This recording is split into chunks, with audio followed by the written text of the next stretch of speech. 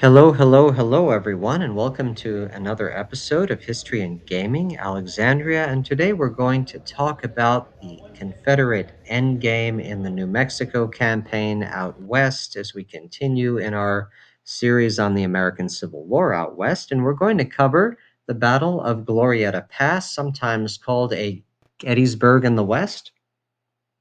And that key battle, which took place during March 26th through 28th of 1862, we're going to review a few books on the period, including The Battle of Glorieta Pass by Thomas S. Etherington and John Taylor, and also talk about the fate of key figures that we've discussed in our episodes up to this point, such as Edward Canby, Henry Hopkins Sibley, as well as some of the key commanders involved in the Battle of Valverde and the battle that we'll be discussing today, the Glorieta Pass campaign, which took place over 3 days in March of 1862.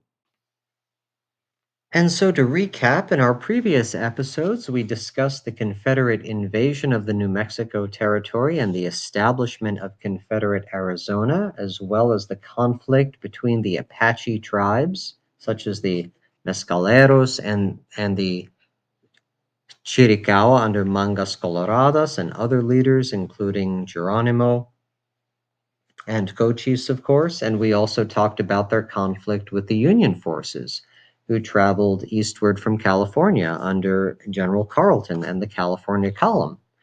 And as part of that discussion, we covered the Battle of Valverde, in which Henry Hopkins Sibley and the Army of New Mexico departed from San Antonio, Texas, and invaded the New Mexico territory, teaming up with John Baylor's forces, who had gained a very fortuitous, very fortunate victory over a poorly led Union force at Fort Fillmore under a general named Isaac Lind, who really botched the Battle of Mesilla against Baylor's small Texan force, the 2nd Texas Mounted Rifles, and then attempted to escape from the area, ultimately being caught by Baylor and his mounted infantry, his mounted troops, at a place called San Agustin Springs, where they essentially found the Union forces thirsty and destitute, and they surrendered to the rebels under Baylor, who then proclaimed himself essentially the dictator or military governor of what became Confederate Arizona. Now, Henry Hopkins Sibley's forces, as we discussed, moved into the New Mexico Territory in the aftermath of Baylor's success at Mesilla and Fort Fillmore over Isaac Lind, and they hoped to build on that success. They hoped to, through daring, through an ability to live off Union provisions in the area, and a series of other presumptions about the perceived loyalty of the local population in the New Mexico Territory, both the American, North American, Anglo settlers and immigrants to that area, as well as the native Hispanic population, the Nuevo Mexicanos. They essentially had Sibley had misconceptions, preconceptions about their loyalty and sympathies to the Confederacy that didn't exactly pan out the way he had hoped. And his plan is to essentially live off the land and live off Union supplies and the supplies from the Union forts in this area, such as Fort Craig, particularly, which was a key installation and the primary goal of the Battle of Valverde, which we'd covered previously. And the key outcome of the Battle of Valverde is, although Henry Hopkins Sibley's forces, the Army of New Mexico, are successful at Valverde in the sense that they defeat a Union force led by General Roberts, as well as by General Canby, who takes over in the second stage of the battle in the afternoon. The Union are defeated when Canby's maneuverings lead to gaps in the Union line, which are exploited by the rebels. We will recall that Henry Hopkins Sibley, due to his ongoing problems with alcoholism is out of the picture during the Battle of Valverde. He's behind in what essentially amounts to a dry camp, that is a camp without access to water, which is some miles away from the Battle of Valverde, in the vicinity of Fort Craig, and essentially Colonel Green and Scurry and others such as Raguet are in command of the Confederate forces during the Battle of Valverde itself, and the victory can really be attributed to the planning and thinking of Green and Scurry, as well as other significant rebel officers who will play a role in the Battle of Glorieta Pass, such as Major Pyron, um, among others. And it is this charge by Confederates under an officer named Lockridge, which ultimately captures and drives away the Union artillery. They seize a battery led by Alexander McCrae, who is a native North Carolinian. As we discussed in some dramatic fashion, the Texans, who were consistently plagued by an armaments problem. They're largely armed with shotguns and short range weapons. Anytime they really need to be effective against the Union, they need to close against Federal forces and engage in close quarters combat to take advantage of their short range weapons. They consistently have this problem fighting the Federal forces at range. And so you have these daring charges, one on the left flank of the battlefield led by Raguet, which is beaten back by the Federals, but a daring charge led by Major Lockridge succeeds in overrunning McCrae's battery. McCrae's battery is not reinforced by the Federal attempts to do so, mainly due to the New Mexican volunteer forces failing to get involved in the battle, failing to cross the river and support McCrae, although there's sufficient blame to go around, with the regular army as well. The majority of the Union officers come away from it questioning the loyalty and the reliability of the New Mexican volunteers. All in all, the Confederates win a tactical victory at Valverde, but they are unable to take Fort Craig. Canby retreats to the vicinity of the fort. He refuses to give it up. He essentially offers the rebels terms of a truce to care for the wounded, to bury the dead. Canby is a gracious officer. He is a very humanitarian person, as is his wife, Louisa Canby, who we'll discuss as we continue with this episode, and who's covered in some detail in The Three-Cornered War, which is an excellent and fairly recent book written by Megan Kate Nelson. Louisa Canby and her actions and generous and compassionate spirit are definitely reflected in her book, and in regards to the humanitarian action she takes towards wounded Confederates later in the war, but more on that later. It becomes clear that although the Confederates are daring and certainly tactically astute, and when we talk about the Confederates, we're really talking about the Texans in this theater of the war. The vast majority of the Confederate forces under Sibley's command are from Texas. There are some of the local Arizona forces are settlers from various regions and other areas of the South. And we've discussed Thomas Maston, who is from Alabama or Mississippi, and other Arizona settlers who formed local defense forces such as the Arizona Rangers and Arizona Guards, who were from all over the South and all over the country. The Army of New Mexico under General Sibley, Henry Hopkins Sibley, is almost exclusively a force recruited from Texas, almost entirely. And that's significant because it plays into the perceptions of the native population in the area. And by native, I'm referring to the native people, such as the native tribes, and significantly the native Hispanic population of New Mexico territory, who saw the Confederate invasion of New Mexico as principally an invasion or a reinvasion by the Texans, who they had fought during the Texan War of Independence and the Mexican American War. And so, for the Hispanic population, the perception here is not so much a civil war between the federal government and a secessionist movement. They had very little understanding of what the Confederacy was, what the disputes were brewing on the East Coast in terms of free states and slave states and the Confederacy versus the Union, Lincoln and Davis. To them, this was just another invasion by their old enemies from Texas, who had defeated them during the Texas War of Independence and later defeated Mexico or been involved in the defeat of Mexico during the Mexican American War. So it's important to see the contemporary perspective of the local population in New Mexico was looking at this as an invasion, another invasion by the Texans, not so much as a civil war involving concepts of the Confederacy and all of that.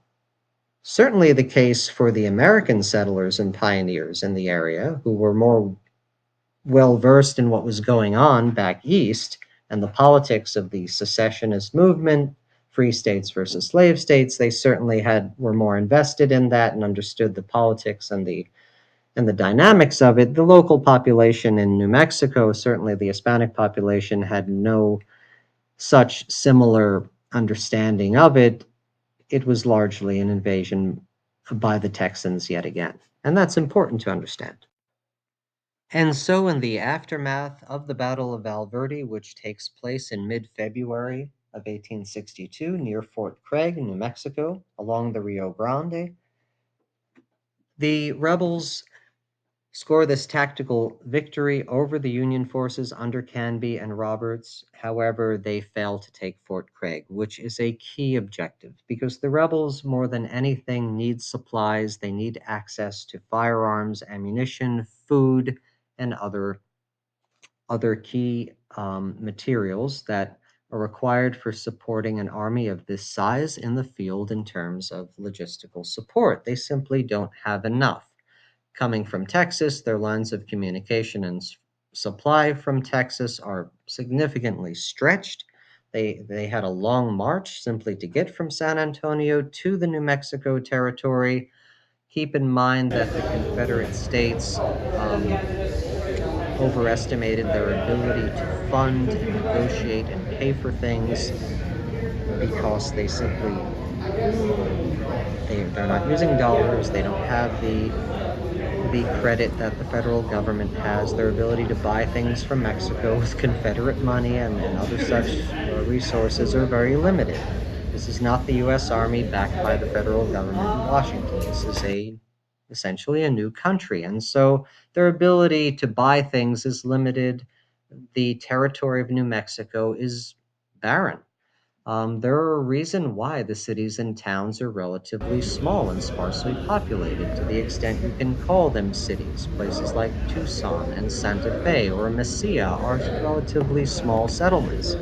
And the reason for that is not just because of the threats from the Apache and native peoples in the area and the Comanche further east and other tribes further west such and north such as the Navajo. It is because the area does not have a sufficient degree of water, supplies of fresh water, of agriculture to support large populations in this territory. It's not the Shenandoah Valley in Virginia, for example, and similar to other theaters on the East Coast or even in the western part of the American Civil War. Um, near the Mississippi. The Southwest has no such resources, and so it's difficult to sustain large populations, civilian populations in these towns, even more difficult to sustain an army of fighting men in the field, together with their animals, horses, mules, and everything else that an army needs to keep moving. And Henry Hopkins Sibley does have a fairly significant force here and it's difficult to support that force in the field. in the desert Southwest. And so when he comes upon Fort Craig, defeats the Union, or rather Greene and Scurry defeat the Union outside of Fort Craig at the Battle of Val Verde, February 1862, they fail to take the fort. And they fail to take the fort because they lacked the long range weapons, they lacked the heavy artillery to really threaten Union forts with their reinforced adobe walls and improved fortifications in this area. Now, Baylor was able to score an impressive victory over the Federal force and take Fort Fillmore largely out of luck. Some of it, that luck is created by Baylor himself through his quick thinking, his aggression, his fast moving troops, and his daring. Baylor is a violent, aggressive commander and a violent, aggressive person in his civilian life, which carries over into his military life. And he scores a victory over an aging officer in Isaac Lind who makes a lot of mistakes. Canby is a seasoned officer. He's conservative, he's thoughtful, he preserves his position, he has a long term view of the conflict in which he adopts a defensive posture for the Union, and he is reluctant to risk the key fortresses in open conflict with the Confederates, and Sibley essentially has no answer to this other than to turn north, as is explained in a number of sources, including the excellent biography of Sibley, Confederate General of the West by Jerry Thompson. In this book, this excellent biography of Sibley, one of the probably the only biography of Sibley that I'm aware of, Jerry Thompson explains that Sibley's reputation among his own men in particular suffered after Val Verde due to the rumors of his intoxication and drinking during the battle and the fact that he was far behind the lines in essentially a hospital wagon during the fighting. Sibley calls a council of war among his regimental commanders and staff. They debate the notion of a full scale attack on Fort Craig, which is ultimately rejected, and they settle on the alternative. Um, Two other alternatives, one being to withdraw back to the Mesilla Valley where Baylor was and attempt to regroup, perhaps staying closer to their supply lines stretched as they were to Texas and the Confederacy. However, Mesilla, as we noted in our previous episode, was even more void of supplies than the Rio Grande Valley, which was north of Fort Craig. Baylor had been there for several months, and in addition to setting up a situation that was politically favorable to the Confederacy and establishing a Confederate government in Mesilla, he was essentially consuming the food and supplies as well. And so it was fairly impossible for Sibley's army to simply stay in Mesilla, in that area. And so after 6 months of Confederate occupation, Mesilla was not a place where they could be supplied reasonably. Withdrawing would be tantamount to admitting defeat, and so in order to salvage his own rapidly sinking reputation as a military commander, they adopt a third alternative, which is to lead the army north up the Rio Grande to seize supplies and Union supply stores at Albuquerque and the territorial capital of Santa Fe, and mount an all out offensive against Fort Union, which is further north on the map, north of the Santa Fe Trail in the vicinity of Glorieta Pass. Now, this would leave Canby isolated at Fort Craig and also disrupt or halt federal communications between Canby and the outposts in the northern part of the territory, as well as Colorado, which is further north, and which will play a key role in the Battle of Glorieta Pass as well, the Colorados, or Pike's Peakers, as they come to be known by the Confederates. And so orders go forth for the Army of New Mexico to prepare immediately for movement north, and Sibley decides to leave Canby at Fort Craig in his rear, and to do this while leaving a sizable and dangerous Union army led by a competent and seasoned commander. Canby and Sibley were friends. They were acquaintances from the Navajo Wars. Sibley had a good friendship and relationship with Canby's wife Louisa. The families knew each other. They had an amicable relationship, and Canby was certainly experienced and competent, and he was leaving this sizable Union force in his rear. and this amounts to another of Sibley's dangerous gambles. In the end, this is probably a mistake, as Jerry Thompson opines.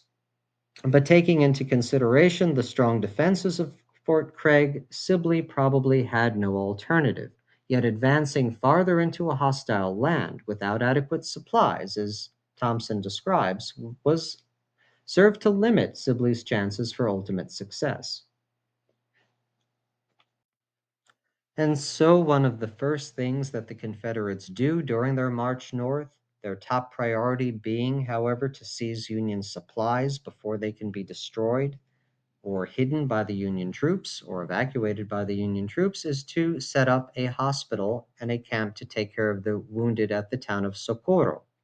And so, entering Socorro and other small towns, the Sibley finds the local New Mexican population, the Hispanic population, to be largely apathetic towards the Confederacy and the conflict in general. Most of these towns simply surrender without a fight or are abandoned. In Socorro, they establish a hospital for Confederate sick and wounded.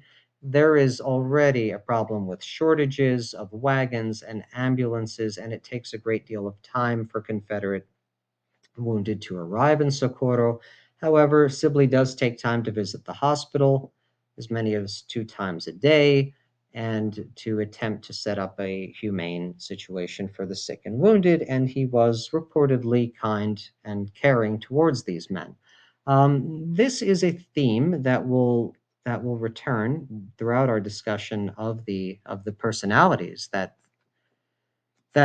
permeate the story of the Confederate invasion of New Mexico. There is this conflict between North and South, between the Federal Army and the Confederates. However, there is also this contrast and conflict between brutality and humanity in this conflict. And so individuals such as Edward Canby, certainly Louisa Canby, his wife, Henry Hopkins Sibley to some extent, as we'll see, and others, represent a sort of humane treatment of not only their own comrades, but even their enemies, not to mention the civilian population, as we will see. Whereas other individuals, particularly people like Baylor and one of the Union officers, Major Chivington, you will see a totally different side in this conflict, and this cuts across both sides um, of the Civil War throughout the conflict in this territory. And so earlier we discussed General Canby's defensive strategy, and one of the federal strategies was to try to evacuate or destroy supplies in the major federal depots at Santa Fe, Albuquerque, and other locations throughout the New Mexico territory in order to deny them to the Confederates. And for instance, as the local Union forces in Albuquerque got word of a Confederate advance guard of about 200 men at the town of Belen, where they essentially stripped the town of its livestock, all of its chickens and other poultry, and consumed or got essentially made off with the majority of the civilian population's food and supplies. The Union, led by a Beautiful, Captain my friend. Herbert Beautiful. Enos, Very nice, assistant buddy. quartermaster who had been placed in charge of the Albuquerque depot, according to Jerry Thompson in his biography of Sibley, indicates that he was determined not to let the stores fall into the hands of Sibley's increasingly desperate Confederates. And when he heard of the rebel advance guard of 200 men at Belen, only 35 miles downriver from Albuquerque, as well as other rebels, as far as only 20 miles away, he decided to take action. And with a small group of regulars and militia and volunteers, he ordered all valuable supplies loaded onto wagons and moved out to Santa Fe. At 6:30 a.m. on March 2nd, Enos gives the order to fire, to essentially set fire to the depot containing any remaining supplies. Now, many of these supplies are rescued by the local Mexican American population, New Mexican Hispanic population who would attempt to seize it for themselves, obviously, in order to survive. However, Sibley's Confederates ride into Albuquerque early that afternoon to find the smoldering embers of what had once been one of the largest depots in the territory. The only property that had not been fired or carried off, according to Thompson, consisted of small quantities of molasses and vinegar, soap, some candles, a few saddles, carpenter's tools, and office equipment. The capture of the Albuquerque depot would have been essential to Sibley's plans, and he was bitterly disappointed. And so this ability of the Union, in some cases at least, to remain a step ahead of Sibley and to evacuate or destroy or hide supplies, dealt a strategic blow to the Confederates, whose entire strategy was predicated on being able to seize Union supply stores rapidly, including ammunition and weapons and food, in order to sustain Confederate conquest in the New Mexico territory, which was barren. There was no realistic way for them to live off the land, in the sense that that could be done in another part of the country. They their inability to seize these supplies quickly enough was a major blow. Even though the rebels go on to occupy Santa Fe, the ability of the Union to evacuate supplies, to conceal supplies, or destroy supplies from the Confederates and to deny them to the Confederates is a major problem. And in the aftermath of Alberti, it drives the Confederates on to conquest. It drives them north to occupy the territory and, in a way, reach a sort of high watermark in the West, in which Sibley installs himself in Albuquerque and then in the territorial capital of Santa Fe, where Louisa Canby is left behind, along with a number of U.S. Army wives and other civilians in the territorial capital. A lot of federal officers' wives remain behind, and this includes Louisa Canby, who, as we mentioned, is a friend of Sibley's. And so the rebels take command of a large swathe of Union territories, and this does represent a sort of high watermark for the Confederacy in the aftermath of their tactical victory at Valverde. However, the need for supplies, the need for plunder, essentially drives them forward. After Valverde, it drives them onto conquest. However, after the Battle of Glorieta Pass, it will drive them on to retreat, as we will see. And by way of example, an anecdote that's recounted by Ray C. Colton in his excellent book, The Civil War in the Western Territories, which is consistent with a description of this event in Jerry Thompson's biography of Sibley. He indicates that at the territorial capital, a Major J.L. Donaldson, the Union quartermaster in that city, anticipated the move of the Confederates and their advance forces under Major Pyron, Charles L. Pyron of Sibley's Army of New Mexico, and on March 4th sent a train of 120 wagons forward, that is north to Fort Union, with a combined value of $250,000. These included a large amount of supplies and other key provisions that the rebels would have relied upon. Most of the buildings, furthermore, containing the remaining government stores were then set on fire, with Donaldson giving strict orders that none should be destroyed that would endanger the safety of the city by fire.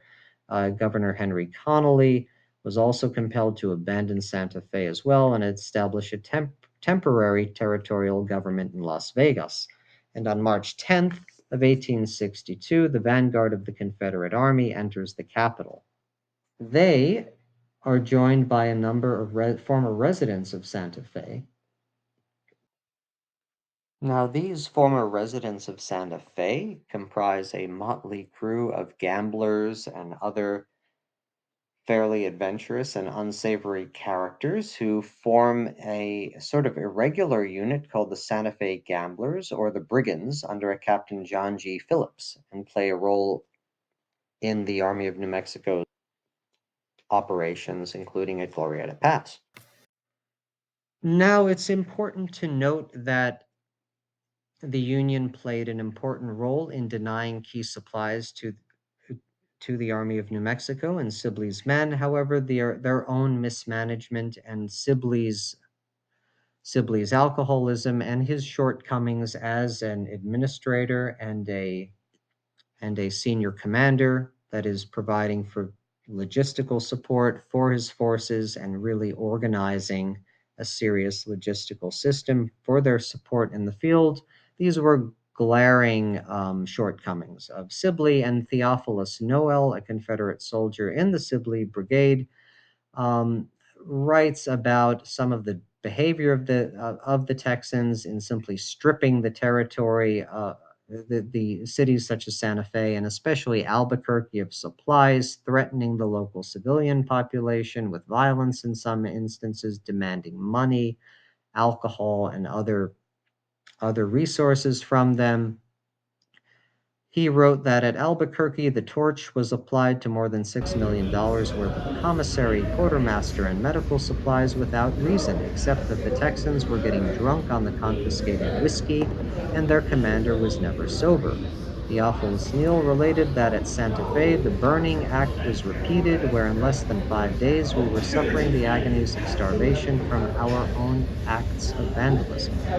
And so, although the Confederate campaign reached its zenith, the inability of the commanders, some of whom are intoxicated themselves apparently, and the men who are desperate for supplies, results in serious mismanagement, if not, in Theophilus Neal's words, open vandalism of supplies that otherwise would have, in proper hands and managed by you know, well disciplined officers with a real serious chain of command, could have been put to great use and kept the Army of New Mexico in the field far longer and far more effectively than what historically happened. Now, Sibley does supervise some, logistical support for the army, obviously, but a lot of damage is done. And the Confederates are determined, in order to save their campaign, to advance on Fort Union, which is located northeast of Santa Fe, which you can see on the map provided here, and if possible, capture its great stores of military supplies. Sibley, interestingly, had supervised the construction of the arsenal and the storage building at Fort Union years before. And with the exception of Fort Craig, this fort was the last remaining obstacle of any real importance to the Confederates obtaining possession of New Mexico and opening up the territory of Colorado and the mines to Confederate conquest. The Confederates were obviously interested in the economic resources and the mining and potentially the gold in Colorado and other areas. And Fort Union was a major obstacle to that, in addition to being absolutely essential from the point of view of the Confederates needing food and supplies and having to capture that from the Union in order to remain in the field and survive. And so when we talk about Henry Hopkins Sibley and his main objective in this aspect of the Arizona and New Mexico campaign, we have to consider what Fort Union was and what was this installation that, in conjunction with Fort Craig, comprised the main strategic objective or operational objective of the Confederate forces in the Army of New Mexico under Sibley. And so let's take a look at Fort Union, which is currently administered by the National Park Service as the Fort Union Historic Site. Now, Sibley had reached Fort Union as a dragoon commander. Dragoons were simply mounted infantry of the U.S. military in the late 1850s, and he had commanded at Fort Union on or around 1860 or 61. So he had some knowledge of it, but it's important to understand that Fort Union really is a story of three different forts and went through a number of changes over its history, specifically in the time between Sibley's service there and the start of the Civil War. Now, initially, after the Treaty of Guadalupe Hidalgo and the U.S. occupation of large territories of New Spain, Colonel Edwin V. Sumner, commander of the military department, which included New Mexico at the time, establishes the fort in April of 1851, deciding to basically revise the defense system for the territory to break up the scattered, strewn out garrisons of troops in various posts and move them in a single place closer to the native tribes where they could be more effective, supposedly, at defending the territory. And he essentially creates what amounts to a frontier fort. Now, a frontier fort is not designed to withstand a siege of the type that you would expect against a near peer opponent, such as in the American Civil War or a European style of opponent, but was more of a unified territorial garrison to guard against native tribes and support operations against the native peoples in the area. Now, Sumner also moves his headquarters and his supply depot out of Santa Fe, which he described as a quote, sink of vice and extravagance. So we'll note that according to Jerry Thompson in his biography of Henry Hopkins Sibley, who is a dragoon commander in the U.S. Army in the vicinity of Fort Union, operating against the native tribes and the Navajo, uh, previously the Utes and the Kiowa, and along with Canby in the 1850s, he does briefly take over command of Fort Union on or around May 17th of 1861. When his column reaches the fort, he does, according to some sources, construct some buildings there, some supply stores and other structures. But at this point, Fort Union is still what we call the first Fort Union, and it's a frontier fortifications. And so there are three Fort Unions historically, all of them fundamentally different, especially the second Fort Union, which was put into motion largely by Canby, at that time, Colonel Canby. The second fort was built as a traditional defensive star fort designed to withstand a siege. And the second fort was largely built very quickly by newly recruited troops working day and night to finish it. This was during 1861, in response largely to the outbreak of the American Civil War, and it is Canby who is largely pushing for this, as well as by the commandant of Fort Union, Colonel William Chapman, who was in charge from June 13th until December 13th of 1861, who was instrumental in the building and construction of the second Fort Union, the Star Fort, using Mexico volunteers from the area in particular. And we'll discuss William Chapman in much greater detail later in this episode, especially as regards the ongoing issue of seniority and rank and who is in command at Fort Union, which becomes important as we discuss Glorieta Pass in particular. And so Sibley, it's unclear to what extent he would have known about the the new and improved Fort Union.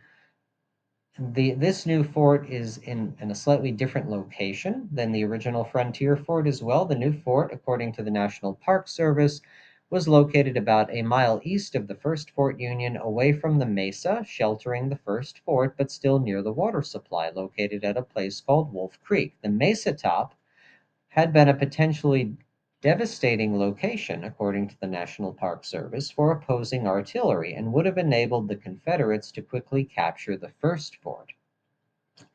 This second fort is completed in early 1862, as the Confederates were at that point already marching north up the Rio Grande Valley through Albuquerque and Santa Fe, as we discussed, and were at that point on their way towards the Santa Fe Trail and Fort Union. So by early March of 1862, with the Confederates in possession of Santa Fe, it is only Fort Union that stands between them and the gold fields and gold mines of Colorado and the wealth of that region. And so let's recall that with Sibley resigning his commission in May of 1861 in response to the secession of Louisiana, in particular, his home state, and a number of other states, including the state of Texas around the same time. It is shortly after that time that Fort Union starts to undergo its rapid changes. Now, prior to this, it had been in somewhat of a dilapidated state, according to the National Park Service. To give you an idea of what it was like to live and survived in such a fort. They indicate that one set of the so-called barracks have lately been torn down to prevent any untoward accidents that were liable at any moment to happen from the falling of the building. And yet this building had been erected in 1852. The unbarked logs afford excellent hiding places for that annoying and disgusting insect, the bedbug, so common in this country, which it is by no means backward in taking advantage of, to the evident discomfort of those who occupy the buildings, the men almost universally sleeping in the open air when the weather will permit. The building at present used as a hospital, having a dirt roof, has not a room which remained dry during the rain in the latter part of September, and I was obliged to use tents and canvas to protect the property from damage. This is a description on the National Park Service by Assistant Surgeon Jonathan Letterman, commenting on the conditions of Fort Union in October of 1856. And so Sibley would have been largely familiar with that fort, although certainly upgrades had been made, including by Sibley himself. And it's unclear um, how much Sibley and the Confederates knew about the construction of a new star fort capable of withstanding sieges that Canby was essentially pushing and advocating for, and that was being rapidly constructed. Not entirely clear to what extent they understood what they would have to be prepared for in terms of the supplies, the ammunition, the types of artillery that they would need to be able to lay siege to and defeat a Union garrison in the new and improved Fort Union. And specifically, it's Ray C. Colton in his book, The Civil War in the Western Territories, who notes that General Sibley had supervised the construction of the arsenal and storage buildings at Fort Union a few years earlier. And so, on the one hand, with the rebel occupation of the territorial capital of Santa Fe and their march northward in the aftermath of Valverde in an attempt to seize supply depots and other provisions from the Union before the Union could either destroy them or make off with them, the Confederate campaign had reached its zenith, with major portions of New Mexico and Arizona now under Southern control, again, including Santa Fe, including Tucson at this point, and Albuquerque as well. However, this had been done relatively slowly, or at least not quickly enough. Many supplies were not seized. In certain towns and settlements, the Union were able to deny resources to the Confederates who desperately relied upon them. Furthermore, as we noted, the native Hispanic population's response to the Confederates was patchy at best. Of course, you have the Armillo brothers who turn over their stores of supplies and wealth to Sibley's army and who offer their mansion to Sibley himself to establish his headquarters in Albuquerque. However, many other wealthy or aristocratic New Mexicans are not sympathetic or are very, at best, apathetic to the Confederacy, to say nothing of the local native population. And so there are many assumptions that do not pan out for Sibley's expedition. And in any event, his lack of aggression, his lack of coordination and really leadership is something that delays a what becomes a crucial Confederate attack towards Fort Union just as we start getting into the winter months, the onset of winter in 1862, or at least into that time of year.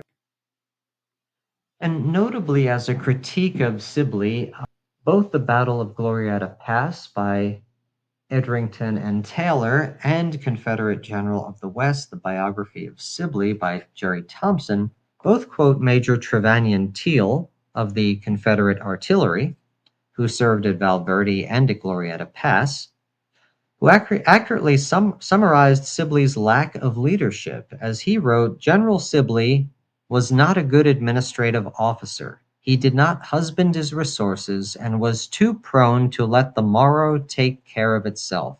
This, plus the lack of supplies, ammunition, discipline, and confidence, left little doubt that failure was inevitable. And that from Jerry Thompson's biography of Sibley, quoting the rebel artillery officer Trevanion Teal, who later went on to be an attorney and a judge after the war. And so there's no doubt that had an officer other than Sibley been in command of the Army of New Mexico, someone along the lines of Baylor, for instance, that the contest could have been a much more close-run thing, and certainly someone like Baylor would have certainly given the Union forces more of a run for their money in terms of the supplies and reaching and capturing supplies rapidly compared to Sibley's more lackadaisical efforts and his inabilities as an administrative officer. However, there are still large doubts as to whether even a more aggressive and dynamic commander, whether it was Baylor or someone else from the Confederate forces, could have actually seized Fort Union or somehow dealt a more significant blow to the fortunes of the Union in northern New Mexico, especially given the fact that the Coloradans were rapidly reinforcing Fort Union, and the California Column under Carleton at that point was en route to the New Mexico area anyway. And so this race for supplies, this race by the Confederates and the Army of New Mexico to send their advance columns forward to places such as Albuquerque and smaller towns where they could seize the supplies that they desperately need from an operational standpoint to keep the campaign going, is a fascinating and constant race between the Union, who want to stay one step ahead of the Confederates and attempt to burn supplies, evacuate supplies from towns, or hide them, the civilian population, which obviously wants to prevent this from happening and often foils the Union attempts to do so because they want to survive and keep the supplies and food for themselves, and also deny them to the Confederates. And the Confederates, who hoped to stay one step ahead of the Union and reach these towns and villages and find supply depots as quickly as they can. And this is a constant cat and mouse game in the lead up to Glorieta Pass. We talked about Albuquerque and Herbert Enos, the assistant quartermaster, who had attempted to set fire to the majority of the supplies. Now, this story is complicated. The rebels do lose a lot of supplies at Albuquerque, and he evacuates plenty of supplies as well. However, he does provide orders to set the buildings on fire, but not necessarily the supplies themselves. And the civilians, particularly the New Mexican men, women, and children of the town, stay up all night waiting for an opportunity to seize whatever they can get their hands on. And so many supplies do survive, and the rebels end up essentially extorting and demanding these supplies and hunting them down from the local civilian population, which doesn't improve their standing among them, as you might imagine. Now, in a neighboring village not too far from Albuquerque, well, about 60 miles west of Albuquerque, there is a military post at a town called Cubero, again 60 miles west of Albuquerque, that had been secured by Confederate partisans. And the pro Southerners, especially a Dr. Effie Kavanaugh, according to Jerry Thompson's biography of Sibley, forced a Union Captain Francisco Aragon, who commanding a company of the New Mexico Volunteers at that post, to surrender without a fight. Very fortuitous here. And Cubero contained valuable commissary and ordnance stores, as well as 60 rifles and 3,000 rounds of ammunition. Now, a Captain Alfred Thurmond with 25 men was dispatched over to Cubero to transport these supplies back to Albuquerque. And so this is a success for Sibley, whose men, the rebels, are also successful in capturing a federal wagon train bound for Fort Craig at a place called Carnuel Pass in the mountains, again, about 15 miles east of Albuquerque. So Sibley does get these various reprieves due to entirely fortuitous events such as rebel partisans being in the area, pro secessionist sympathizers, advanced rebel forces coming upon wagon trains bound for Canby and Fort Craig. And these supplies do keep Sibley in the field, but they're not the sort of jackpot that he was counting on at the same time.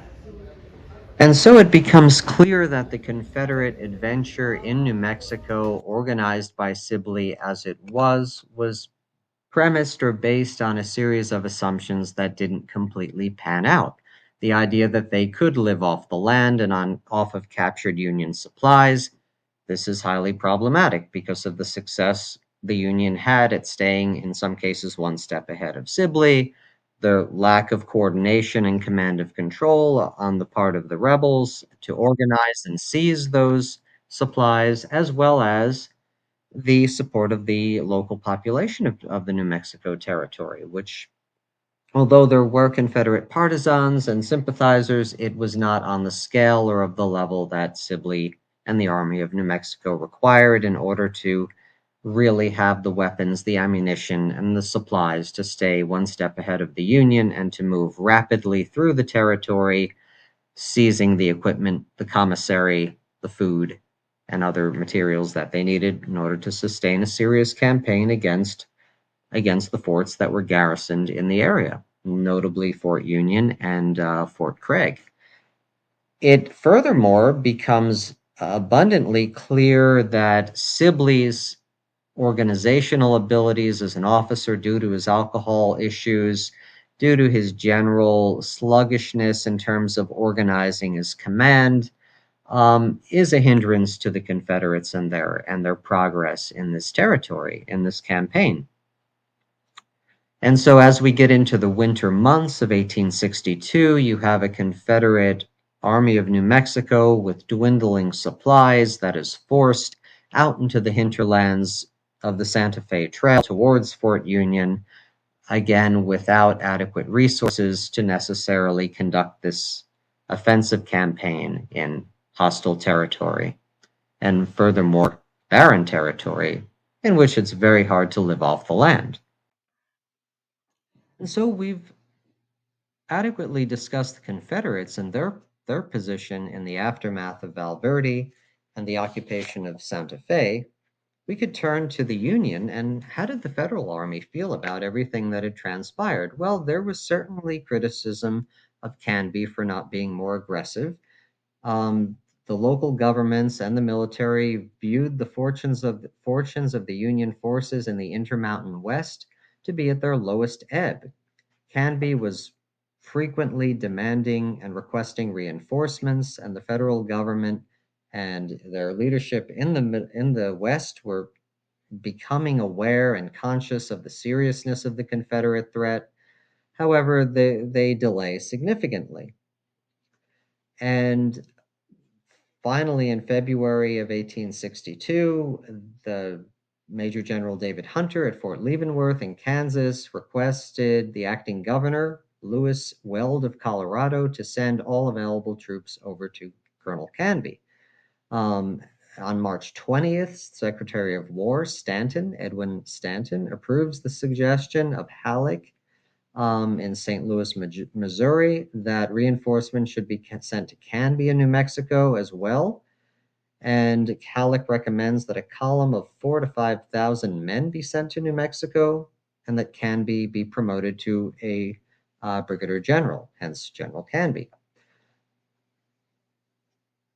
And ultimately, it is a force of Colorado volunteers that was on the way, specifically to reinforce Fort Union. Remember, Fort Union and Fort Craig being the two keys to federal control of the New Mexico Territory.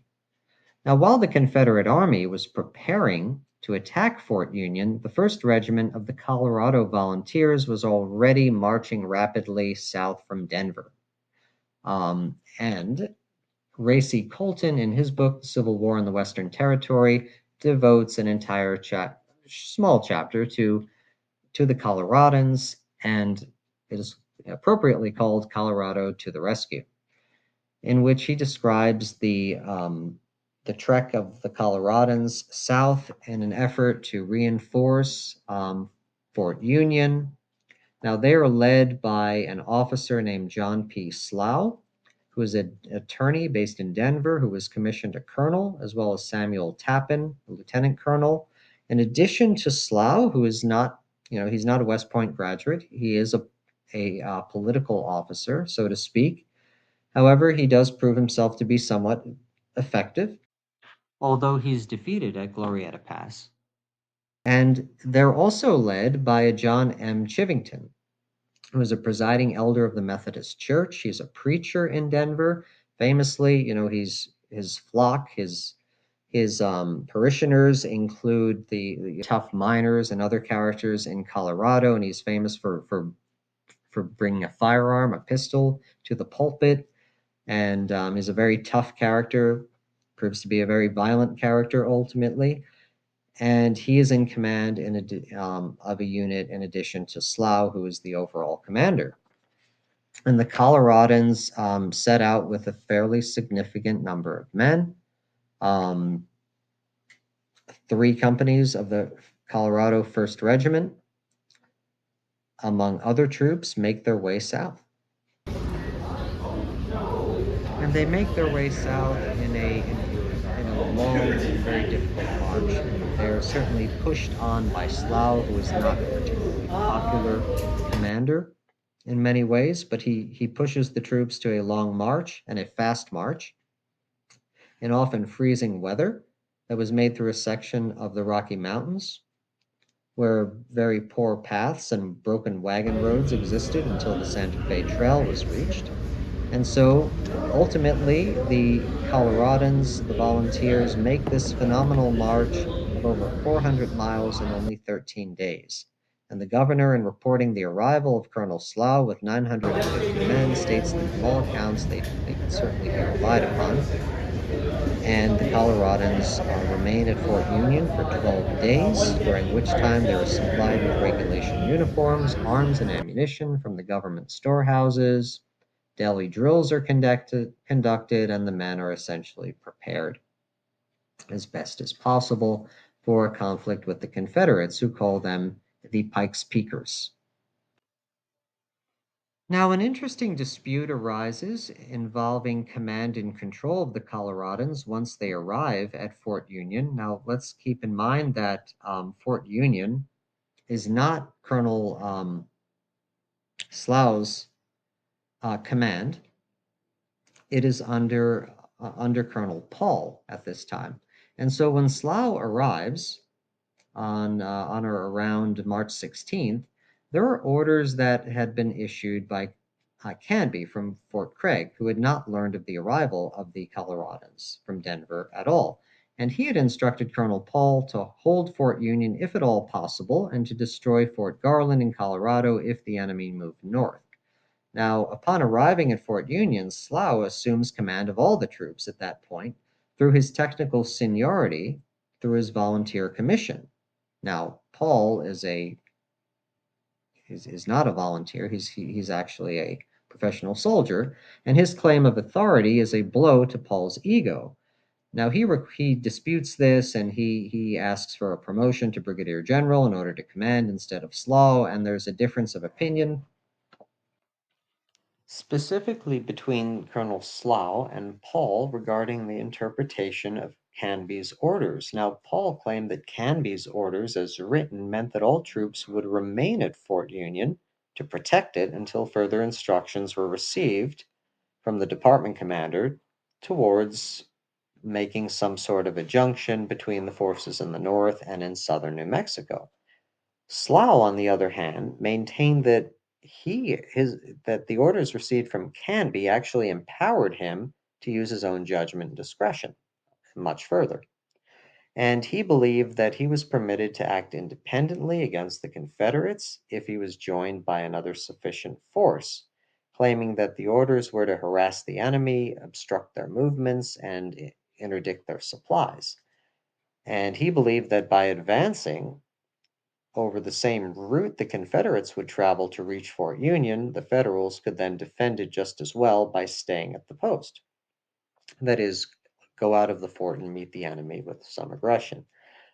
This action, of course, would also draw the enemy away from Santa Fe and thus protect that city from the rebels essentially using it for supplies and potentially harming the civilian population, perhaps in his opinion. Now, Canby's orders are obviously addressed to Colonel Gabriel Paul of the 4th New Mexico Volunteers, and Canby pretty clearly indicates concentrate all your reliable troops until reinforcements from Kansas, Colorado, and California arrive. If in sufficient force to operate directly upon the enemy, advise me of your plans in order that I may cooperate. Canby went on to say while awaiting reinforcements, harass the enemy by way of partisan operations, and concludes do not move from Fort Union to meet me until I advise you of a route and a point of junction. Now, Paul obviously shares these orders with Sough, however, he has his own ideas, as we discussed. Um, Paul believes that this is a blatant disregard of the best interests of the army, not to mention disobedience of Canby's orders, but Sough obviously has his own interpretation of these, and he argues that at a place called Bernal Springs, about 46 miles closer to Santa Fe, he would be able to put himself between the enemy and Fort Union, thereby essentially protecting the fort. And this is his goal. Sough writes, if the enemy at San Antonio are no stronger than reported by Captain Walker, the troops under my command will be sufficient to control their action and to defeat them in a case of attack. Now, it's important to consider, and Etherington and Taylor in the Battle of Glorieta Pass detail this debate about the orders between Gabriel, Paul, and John Sough. That Sough may have also considered Canby's orders to be outdated inasmuch as they included that phrase, quote, while awaiting reinforcements. And obviously, Sough was in charge of the reinforcements from Colorado. And he may have looked at this as being addressed to Colonel Paul as opposed to him, but in any case, on or about March 22nd, at around noon, Sough marches his Coloradans out of Fort Union, along with most of Colonel Paul's former command, including a battalion commanded by Lewis and all of the artillery, and makes his way towards Glorieta Pass. Now, interestingly, the Coloradans stopped for a night in Las Vegas, which is, as we mentioned, is the territorial capital of the federal New Mexico territory in exile. And according to one officer, a large portion of the troops spent the first night at a village called Loma, quote, carousing with the Mexican women and fighting with the Mexican men. Some of them fared badly, got the worst of it, if we may judge from their appearance the following day. So interesting aside there as to the rowdiness of the Coloradans in this case. And here, let's recall the issues and the dispute that Major Chapman raised earlier about his rank and the problems that it created from his point of view with command and control over the forces at Fort Union with respect to newly arrived volunteer officers such as Colonel Saint and Lieutenant Colonel Kit Carson of the New Mexico Volunteers. And we'll remember that Chapman raised these issues with Canby as to his regular Army rank and potentially being outranked by newly arrived forces and the leaders of newly arrived forces to Fort Union. This issue was not properly resolved earlier, this issue of rank, and it comes back to haunt the commanders again, and it results in Major Sough essentially taking his Coloradans and other forces out of Fort Union to engage the Confederates. And so let's step back and consider that the Battle of Glorieta Pass, which is fought over 3 days during March 26th through March 28th of 1862, is a drama that unfolds in 3 acts. And these acts consist of an initial encounter between the forces led by Major Pyron of the Confederate Army of New Mexico and the Coloradans under Major Chivington, who is subordinate to Colonel Sough, where they meet at Apache Canyon, which is somewhat to the west of the Santa Fe Trail and the Glorieta Pass area. Following this action, we have the main battle of Glorieta Pass, which is fought between the forces of Sough and Scurry. And Scurry and Sough essentially fight the main battle of Glorieta Pass. And then finally, we have perhaps the most decisive action, and certainly strategically significant action of this three-act drama, which is the destruction of the Confederate supply train in a very fortuitous, unintended fashion, with a lot of controversy swirling around it, by Major Chivington, led by a Hispanic New Mexican officer, Chavez, who is a veteran of the war with Mexico and a former soldier of the Mexican army even before that, where they essentially rather randomly come upon the Confederate supply train at a place called Johnson's Ranch and essentially scatter the small force that's defending it and burn the Army of New Mexico's supplies, which compels them to ultimately retreat and abandon the campaign. And so these are the three acts which essentially comprise the drama that is Glorieta Pass. And we'll discuss them each in detail. So having introduced the overall 3-day Battle of Glorieta Pass and the three-act drama that is first the clash between Major Pyron and Major Chivington's Coloradans at Apache Canyon, followed by the larger clash between Slough's Coloradans, the overall force under Sough, and Colonel Scurry at Glorieta Pass proper, and finally this decisive but very random, very fortuitous, and unexpected raid by Chivington, guided by Manuel Chavez, who essentially comes upon the Confederate supply wagon and burns it.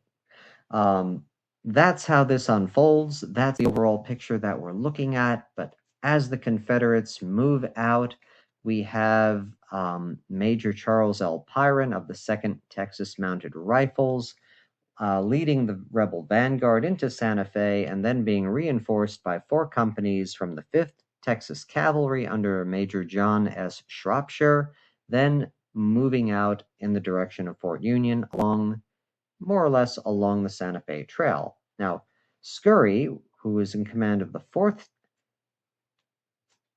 Texas Regiment and the 1st Battalion, 7th Texas Mounted Volunteers, commanded by Major Powhatan Jordan, are dispatched northeast of Albuquerque to a place called Agalisteo. Now, these forces were to eventually be united on the road between Santa Fe and Fort Union, with Colonel Green, who we'll recall was in charge of the forces at Valverde, was to remain behind essentially to check any movement of Canby from Fort Craig, and also because he was a bit handicapped by a lack of transportation. And this is described in some concise detail by Ray C. Colton in The Civil War in the Western Territories, as well as the excellent book The Battle of Glorieta Pass by Thomas Etherington and John Teller.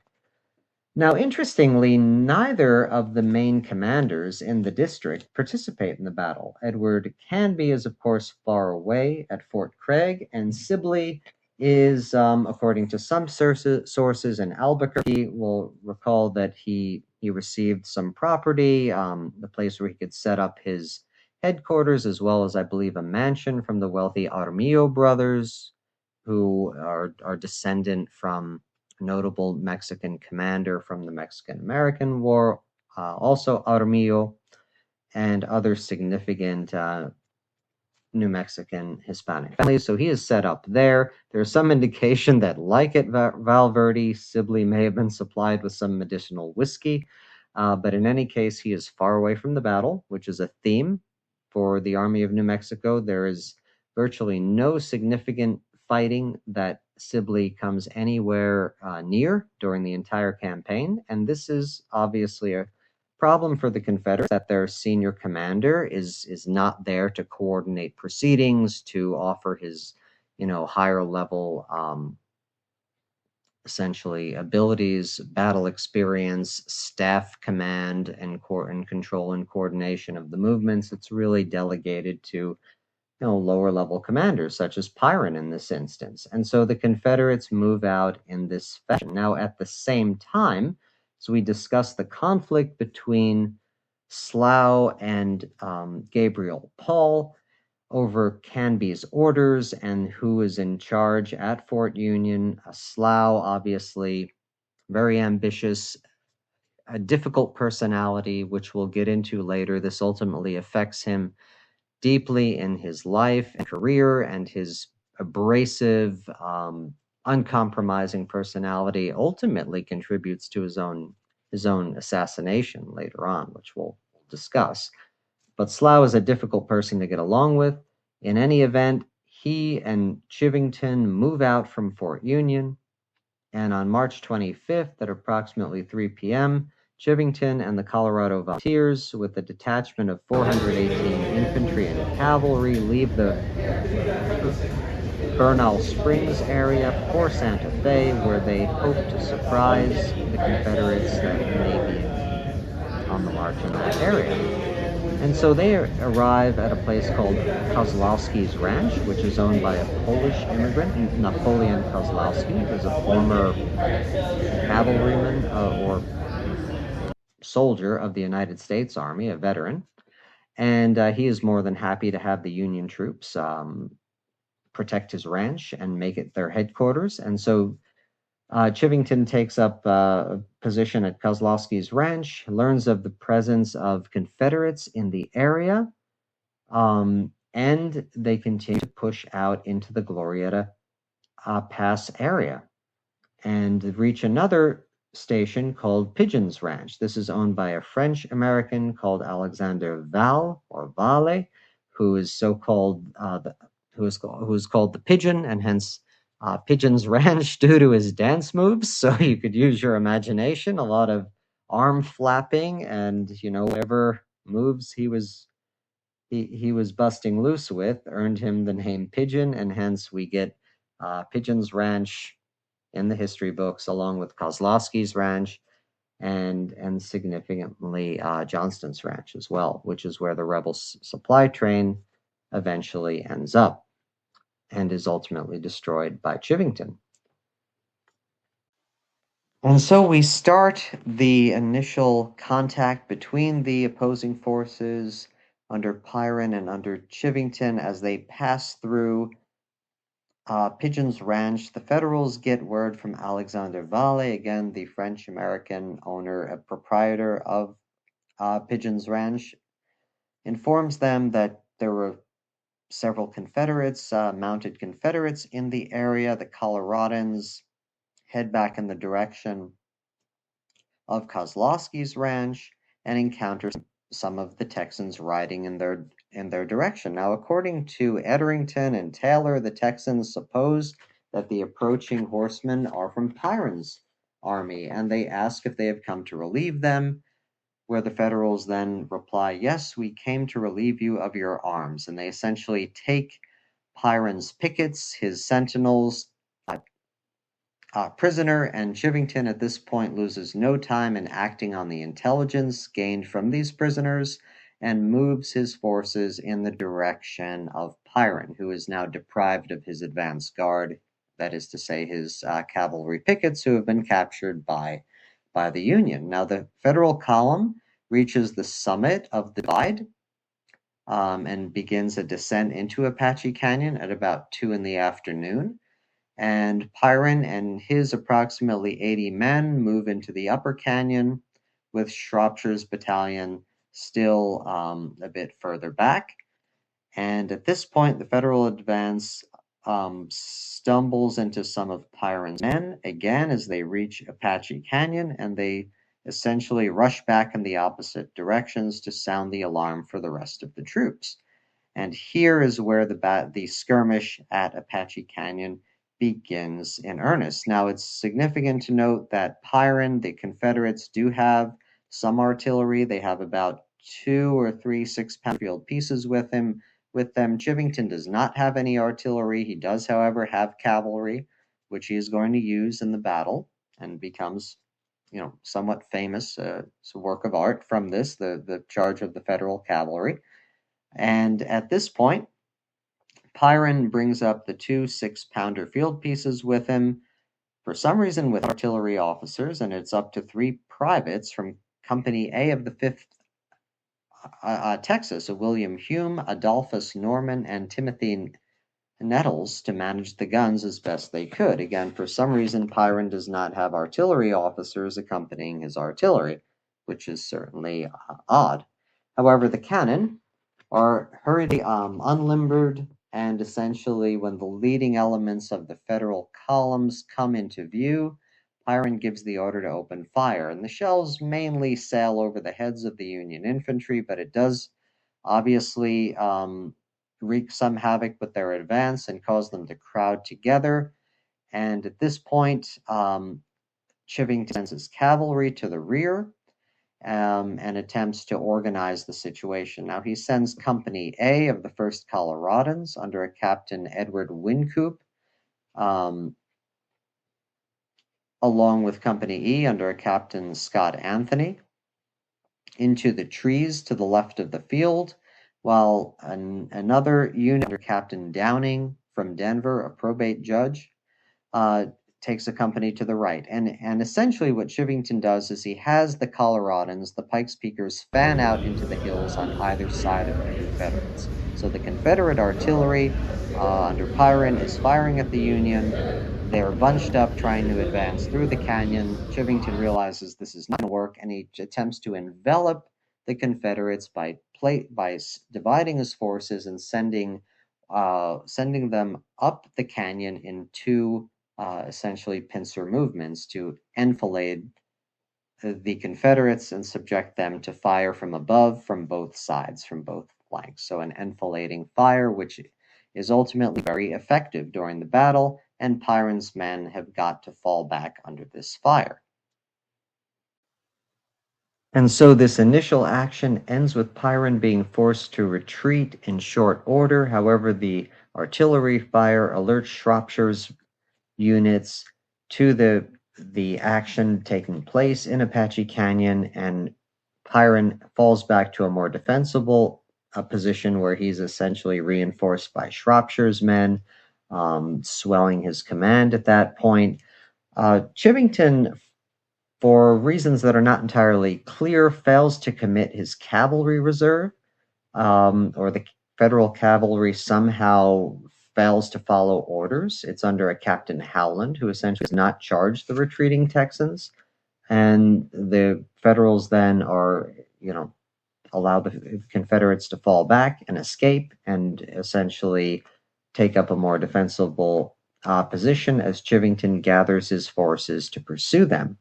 Now, here they also destroy a bridge in order to slow down the Union pursuit, and this becomes the subject of a famous painting of Union cavalry jumping the bridge.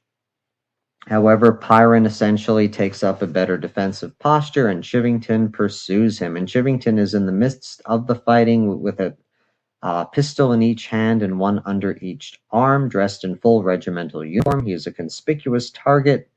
However, the Texans are not able to hit him, and they have a tough time dealing with the pikes peakers as the Coloradans come at them again in skirmish order. They're essentially ordered to climb the steep, rough mountainside and attempt to flank the Confederates and engage their skirmishers.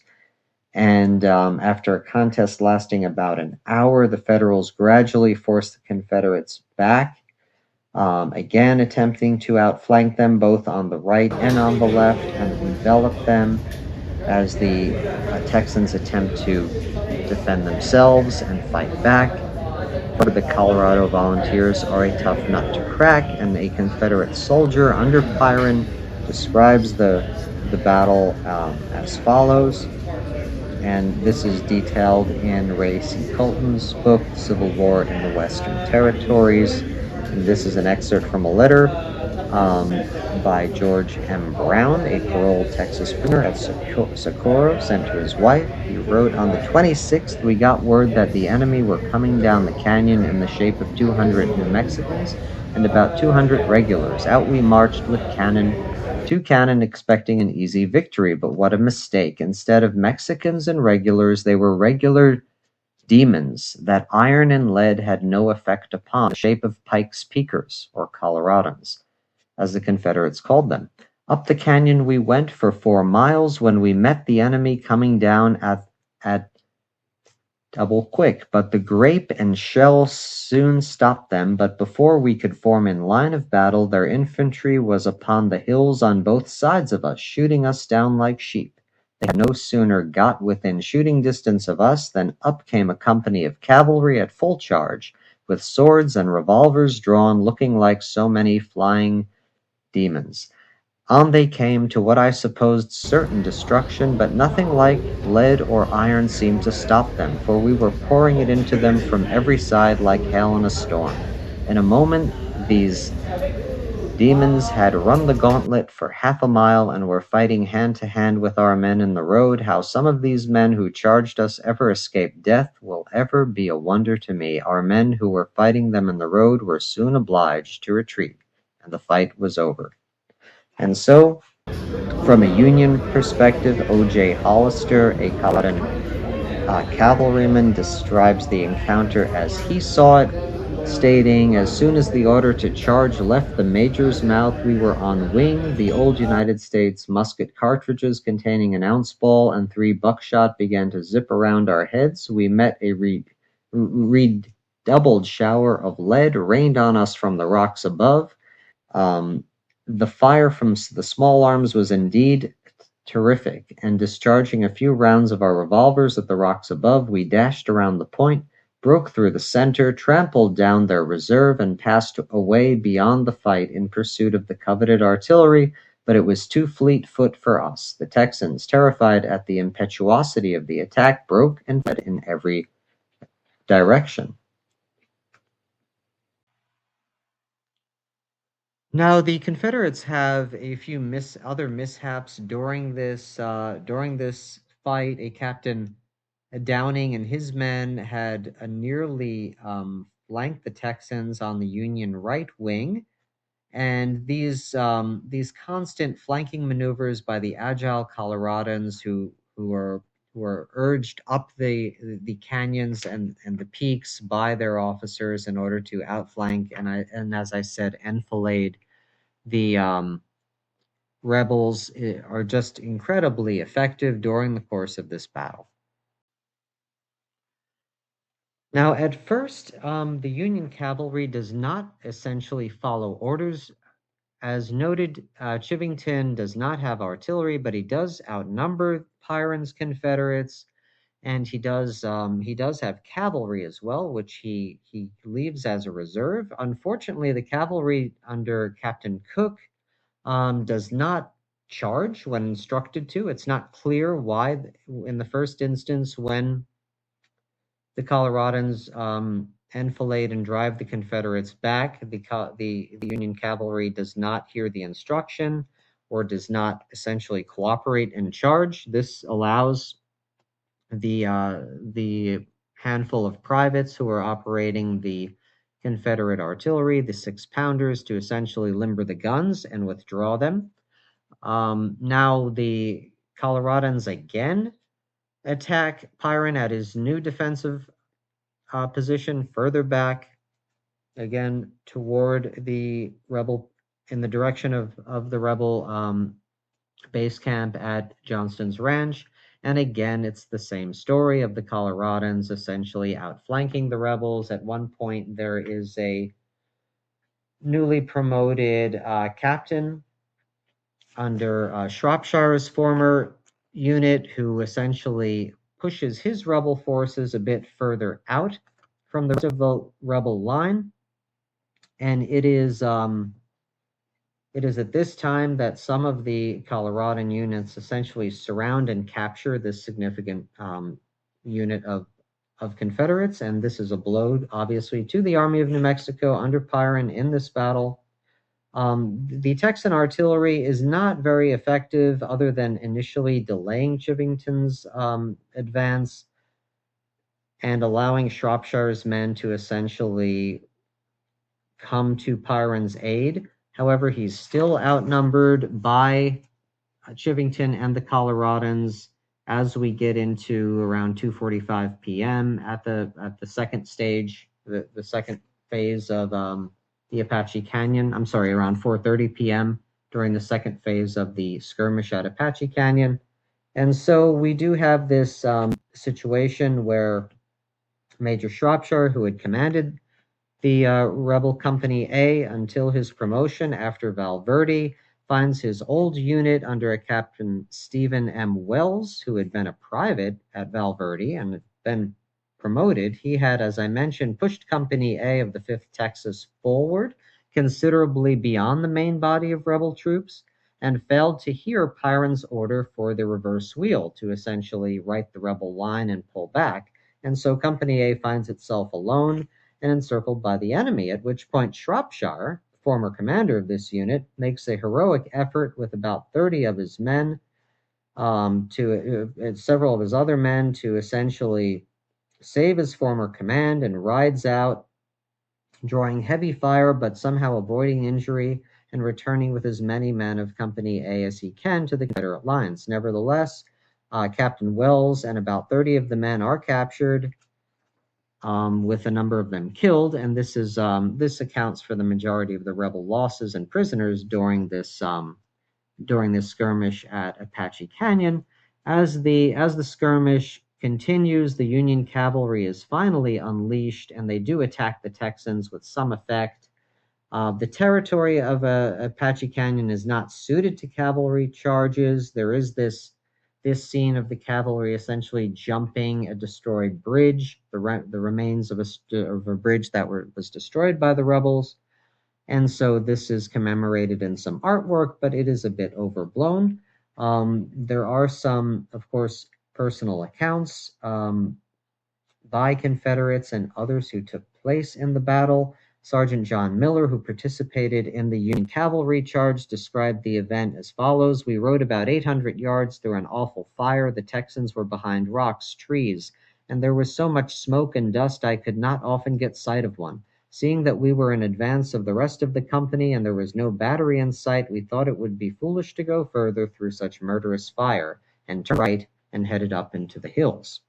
Nevertheless, the cavalry charge is ultimately effective, and the actions of Chivington's Coloradans at Apache Pass served to drive Pyron, as well as his artillery, back in the direction of Johnston's ranch, where they have to recoup and essentially regroup and attempt to reunite with Colonel Scurry.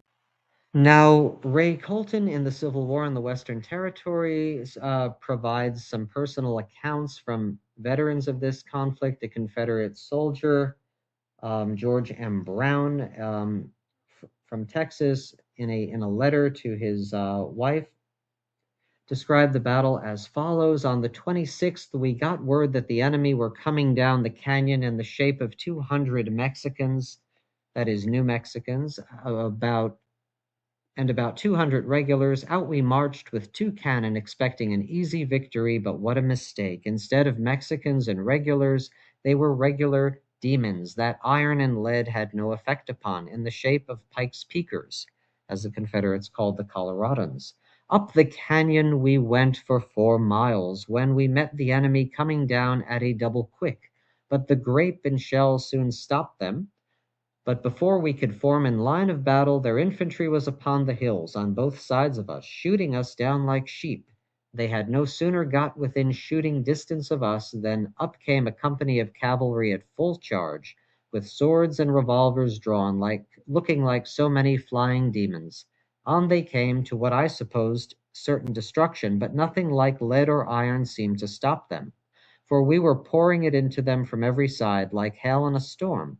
In a moment these demons had run the gauntlet for half a mile and were fighting hand to hand with our men in the road. How some of these men who charged us ever escaped death will ever be a wonder to me. Our men who were fighting them in the road were soon obliged to retreat, and the fight was over. Now, a Colorado cavalryman, O.J. Hollister, describes the events as follows. As soon as the order to charge left the major's mouth, we were on wing. The old United States musket cartridges containing an ounce ball and 3 buckshot began to zip around our heads. We met a redoubled shower of lead rained on us from the rocks above. The fire from the small arms was indeed terrific, and discharging a few shots of our revolvers at the rocks above, we dashed round the point, broke through the center, trampled down their reserve, and passed away beyond the fight in pursuit of the coveted artillery. But it was too fleet of foot for us. The Texans, terrified at the impetuosity of the attack, broke and fled in every direction. And so, as we consider the outcome of the skirmish at Apache Canyon between the forces of Chivington and Pyron, backed by Shropshire later in the day, keep in mind that we have the early around 2:30 p.m., 2:45 p.m. action, and then the later phases around 4:30 and 5:30 p.m., in which the Coloradans steadily follow this tactic of outflanking, using their ability to get up the hillsides and the canyons and enfilade the Confederates, basically making their artillery more of a liability than an asset, as Pyron has to continuously move his artillery back, reverse wheel, move the Confederate lines back, and eventually that Company A is partially encircled, and only Shropshire's personal bravery allows for him to extricate some of his old command. And so the outcome of Apache Canyon is clearly a Union victory. Chivington and the Coloradans fought their first battle and certainly give a good account of themselves. The Confederates have to fall back to Johnston's ranch and regroup. There's a fairly light in terms of casualties, this skirmish. The Confederates probably lose about 3 killed, 1 wounded. Federal casualties are probably 5 killed, 14 wounded. Most of those on the Federal side belonging to Company F, the Union that made the cavalry charge. Prisoners, however, are another story. As Etherington and Taylor described, the Coloradans losing only 3. However, about 71 of the Texans, almost 1/4 of Pyron's entire command, are captured and find themselves disarmed and on the way to Fort Union to essentially be in the stockade there. And so that's a significant blow to Pyron. Confederates certainly have mixed feelings about this. They obviously feel they, to some extent, give a good account of themselves. However, they are routinely outflanked and outnumbered and essentially outmanaged in this battle, in this skirmish, this initial phase, this initial act in the drama that is Glorieta Pass. Now, Etherington and Taylor are of the opinion that Pyron's big mistake here was allowing himself to be surprised in the first place. We obviously have this fairly random, fortuitous break for Chivington where his men capture the Confederate pickets and just surprise them. Now, had Pyron been aware of Chivington's presence, he could have selected a better defensive posture that would have compensated for his inferior numbers. As it turns out, though, he's never really able to sort himself out. He does make a brief stand in the upper canyon that buys time for the retreat and gathering up Shropshire's command to come to his aid. But this hurried deployment of forces in the lowered canyon, and it just never really comes together for the rebels, and the Union really controlled the tempo of the battle. And I think, battles are won, skirmishes are won in some ways, of course, due to logistics, and other ways due to tactics, but and obvious advantages such as equipment and numerical superiority at times, but also controlling the tempo of a fight. And in this case, Chivington's ability to just keep Pyrrhon on the defensive, control when movements happened, and essentially controlled the overall pace of the battle, really kept Pyrrhon on the back foot the whole time, and it's pretty clear that Chivington scores a victory here, and the first phase of Glorieta Pass is a Federal victory at Apache Canyon. At the same time, this first act in the drama that is Glorieta Pass, this Federal victory at Apache Canyon, is important because the terrain, this mountainous, challenging terrain that allows for wooded hillsides and difficult rocky slopes to afford cover to skirmishers and various troops, really influence the tactics, and the same tactics that find success for the Union at Apache Canyon will also be used by the Confederates during the Battle of Glorieta Pass proper. And so these choices made by Chivington, such as the double flanking maneuver on the upper battlefield, allowed him to exploit both numerical advantage and take advantage of cover afforded by the wooded hillsides. Pyrrhon's artillery, as I noted, is deprived of an open field of fire. It becomes a bit of a liability rather than the advantage that it should be. Now, the same tactics are effective time and again, and even when the numerical advantage for the Union is less, some of the commanders, such as Downing, using these sort of wooded, hilly bastions to cover their maneuver around the enemy flank, around the Confederate flank, just sent the Texans reeling in some instances. And so the terrain really dictates the tactics here, and the Confederates, now having had a taste of battle, will try to use these tactics and use the terrain against the Federals the next time that they meet. And so the first day of action at Glorieta Pass, the action at Apache Canyon, ends on the 26th of March. On the 27th of March, you really have the sides caring for the wounded. The Union are setting up a temporary hospital, and the Coloradans are having their rations at Pigeon's Ranch, owned by Alexander Valle. And the Federals are regrouping at Johnston's Ranch as well. It's a day spent burying the dead and caring for the wounded. Chivington and Pyrrhon do arrange this truce that apparently Scurry, who arrives on the scene around the 27th, he believes that the truce is set to last until noon. It actually expires at 8 a.m. And so Scurry is in a position where he feels he needs to close with the enemy quickly. And shortly after daybreak on the 27th, Scurry's 70-wagon supply train, which had taken a longer but less mountainous route west on the Santa Fe Trail, starts to straggle into Johnson's Ranch, according to Edderington and Taylor. Now, Scurry's initial information, he believed the truce was set to expire later until noon. It expires much earlier at 8 a.m., and so after a breakfast, Scurry forms up the men into a line of battle and heads on down the road leading into Apache Canyon. Now, he interestingly and very significantly makes the choice of leaving his supply wagons back at Johnston's Ranch, far away from the actual site of the battle, where the Confederates and Slough's men ultimately meet. There are a number of explanations for why Scurry chooses to do this. Obviously, it ultimately proves to be disastrous. He probably wants to protect the wagon train and feels necessary to leave it far behind. However, he does leave only a light guard of mainly sick troops that are not fully fit for combat duty due to injuries or recovery. There are some German immigrant Confederates that are left to guard it as well.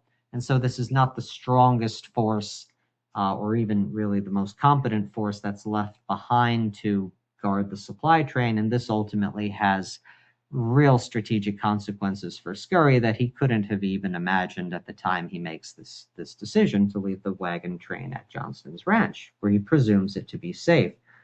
Ultimately, On March 27th, the Confederates head out towards Glorieta Pass, and day 2 of this campaign, of this battle, becomes underway. So we understand what Scurry and the Confederates are doing. They're trying to move quickly to engage the Union while they have some presumed numerical advantage and the advantage of consolidated command with Scurry, as well as Pyron and Shropshire's men. Raguay is also there. And so the Confederates do have this unified command on site, and they hope to use speed in order to score a victory over the Union. Now, as for the Coloradans, what is Slough's plan? It's important to understand what the Union intend to do, because their ultimate success here and their failure here are really have to be looked at in terms of what their intentions were. The strategic success that the Union has in the aftermath of Glorieta Pass is really very random and fortuitous. Their actual intention does not come to pass, and the battle itself really does not go favorably for Sough and his Coloradans. However, Sough does have a plan, and his plan is essentially to his Union spies notify him that the Confederates had been reinforced, and so he is aware of Scurry's presence in the area. So Sough decides to divide his forces, and Slough's own 900 men, his Pikes Peakers from Colorado, are around 950 men. So he decides to proceed west along the Santa Fe Trail and attempt to block Glorieta Pass with the main body of his men, his Pikes Peakers. Tough Colorado miners and men that he's brought in from Denver. While Chivington, the victor at Apache Canyon, along with Lieutenant Colonel Manuel Chavez of the New Mexico Volunteers, were to take about 450 men over the Glorieta Mesa to attack the Confederate right flank or rear, essentially allowing Colonel Sough to meet the Confederates under Scurry head-on and conduct this Napoleonic envelopment or flanking maneuver, using Chivington to essentially crash into the rebels through this sort of crescent-shaped flanking movement through the hills, and essentially converge upon Scurry's command simultaneously, or more or less in a coordinated fashion, enabling the Union to envelop them, cut off their retreat, or essentially allow Slough's divided forces to converge upon the rebels at a key moment and score a key victory. This is Slough's plan. This absolutely does not come off and does not happen. However, the Union nonetheless score an important success. Now, Chivington's men face a long and somewhat complex march. They are led by Manuel Chavez, who is also known as Leoncito, as their guide. Now, Chavez is familiar with the area. He's from a family from Albuquerque and the Santa Fe area. He is an experienced Indian fighter and a raider. The New Mexican Hispanic population had a long-standing conflict with the native peoples, and Chavez was raised on that, and some of his most early experience in combat is with the native tribes in the area. So he's an experienced guide. He was also a leader of volunteers during the Mexican-American War, and he is a lieutenant colonel in the Union forces at this point and a leader of the New Mexican Volunteers. So he is experienced and he knows the area. Chivington and the Coloradans do not know where they are going. They're all essentially settlers and migrants to this area. No doubt many of them have been along the Santa Fe Trail, but they do not have anything like the intimate knowledge of these passes and canyons and valleys that someone like Chavez would have. And so Chivington and the Coloradans are very much at sea and reliant upon Chavez and local guides like him in order to navigate their way through the Glorieta Pass and the mountains around the Santa Fe Trail, such as Apache Canyon, in order to make Slough's dream of this Napoleonic maneuver to trap Scurry, in order to make that a reality. Sough, on the other hand, on the morning of March 28th, his men are at Pigeon's Ranch and they fill their canteens at the Glorieta Creek. And Scurry's quickly advancing Confederates essentially come upon the Union troops and open fire on them. Now, the Coloradans quickly form up a defensive line along Windmill Hill, but ultimately, after an hour of fighting, fierce fighting with the Confederates, who use much improved tactics and take advantage of the terrain, as well as using their short-range weapons to effect by getting into close quarters combat with the Union troops from Colorado, eventually force Slough's men to fall back to Pigeon's Ranch. And Scurry's Confederates faced the Union artillery at Pigeon's Ranch and a place called Artillery Hill for 3 hours, finally conducting their own outflanking maneuvers on the Union right, essentially paying the Union back with their own tactics from Apache Canyon.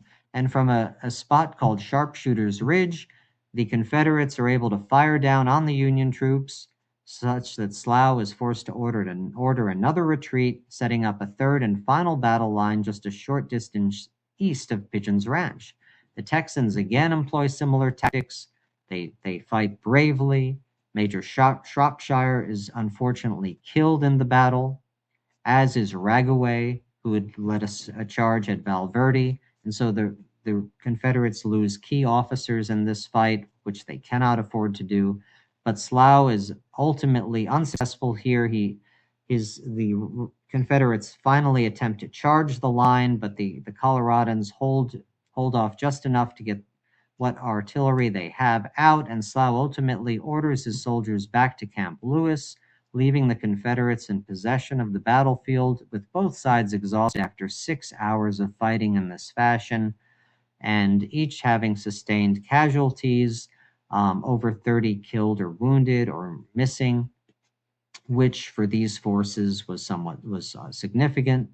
Now, Scurry obviously wins a significant victory here tactically, and we'll break it down somewhat in more detail. But Sough is essentially ejected from the field. His plan to link up with Chivington never comes off. Chivington does not show up at the battlefield. He is not in any position to threaten Scurry, nor does he respond to the sound of the guns and the sound of the fighting. And we'll discuss the march of Chivington's forces, which ultimately leads them not to the battle, not to a link-up, not to this Napoleonic moment of maneuver warfare with the main body of Slough's forces, but their march leads them into a poorly defended wagon train far from the battle at Johnston's Ranch. And so this is a tactical essentially miscalculation by Sough and Chivington, which results in a Union defeat at Glorieta Pass and a Confederate victory, in the sense that the Confederates drive Sough from the field and win the day. However, it's not that simple. So I think any consideration of the tactics and breaking down what happened at Glorieta Pass on this key day, March 28th, has to take into account the nature of the terrain at this location. And the Battle of Glorieta Pass essentially is a conflict that opens up at Pigeon's Ranch, which is owned by Alexandre Valle, the French-American ranch owner.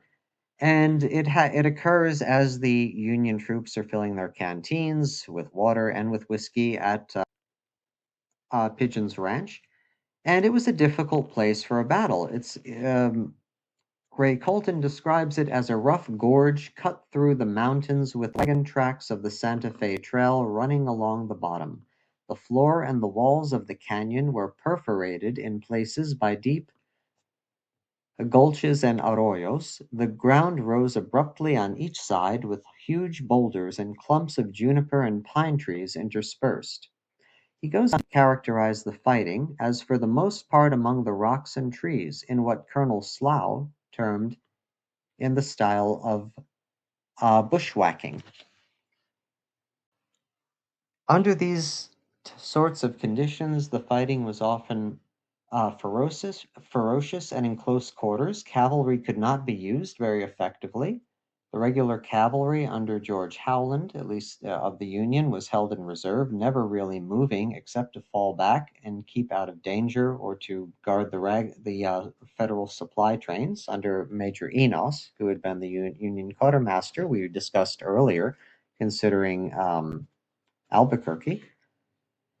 And essentially, rifles and small arms accurately fired by marksmen on both sides produced probably the bloodiest results. The roar of muskets and artillery was incessant during this battle, which stretched on for hours. Federal troops were often forced to adopt a defensive position during most of the engagement to reform their lines, open fire at the rebels who were constantly charging and attempting to seize the Federal artillery pieces, and also to outflank the Coloradans and drive them out of certain mountainous, woody, rocky areas, essentially in the hills, as is described in Colton's book. So this is very, very rough terrain. It's very difficult to fight in. It's disjointed. It's ferocious fighting, in which the officers are really. It is a major challenge for the officers to exert command and control over the men, and units are frequently separated and divided in the confusion of this battle, given the terrain, not to mention all the smoke and the confusion of the fighting itself. Nevertheless, every inch of ground was stubbornly contested, and in no instance, as the Federals fell back, did they do so until they were only in the greatest danger of being outflanked and surrounded, to their great credit. Now, as the battle opens, Scurry essentially deploys his infantry and dismounted cavalry across the canyon from a fence on their left up into one of the pine forests on the Confederate right. Pyron was sent to the right of the Confederate line, with Raguay commanding the center, at least initially, and Scurry for a short time took over immediate command of the left wing. And so the Confederates are essentially primarily on the front foot, controlling the tempo of the Battle of Glorieta Pass on March 28th, much as Chivington and the Coloradans had controlled the tempo of the battle at Apache Canyon on the first day. And so there is somewhat of a mirror image going on here in terms of the tactics and the ability to control the fighting by the rebels. Now, to give you an idea of the nature of the fighting, and to share some vignettes of just what this battle was like and the confusion involved in it, in which, as I mentioned, several key Confederate officers are killed primarily by sharpshooters, at least in the case of Raguay leading a key charge, and Shropshire attempting to rally his men to attack the Coloradans. Both are struck down by sharpshooters. At one point, it is Scurry who ends up being wounded from a shot in the face, which grazes his cheek, and so all of the rebels at this point, even Major Pyron's horse is shot out from under him. As noted, Colonel Scurry's cheek was twice bruised, drawing blood by a manable, and his clothing was torn in two places by bullets. Scurry later reports to Henry Hopkins Sibley that the fire of the enemy was so hot that all of the Texas field officers upon the ground were either killed or touched. And so this is truly ferocious fighting, and it's often disjointed. It often comes down to individual units essentially tangling with each other in confused fighting in these rocky canyons that are essentially dotted with pine trees and other vegetation. And so, as noted, it's difficult for the officers to control much of this, although to their credit they attempt to, but they too are frequently injured, if not killed, in their efforts to somehow bring order to this conflict. Nevertheless, it is Scurry's Confederates that eventually managed to outflank the Union, taking Sharpshooter's Ridge and pouring fire down upon the Coloradans, which eventually threatens their supply train. Notably, it's Enos who warned Sough repeatedly of having the supply train so close to the main Coloradan force and close to the battle near Pigeon's Ranch. The supply train itself comes under fire during the battle, and Enos is eventually successful in evacuating it, although two of the wagons almost fall into Confederate hands and are burned during the retreat. Now, Ray Colton describes the rebel attempts under Raguay and Pyron to outflank and threaten the Union artillery.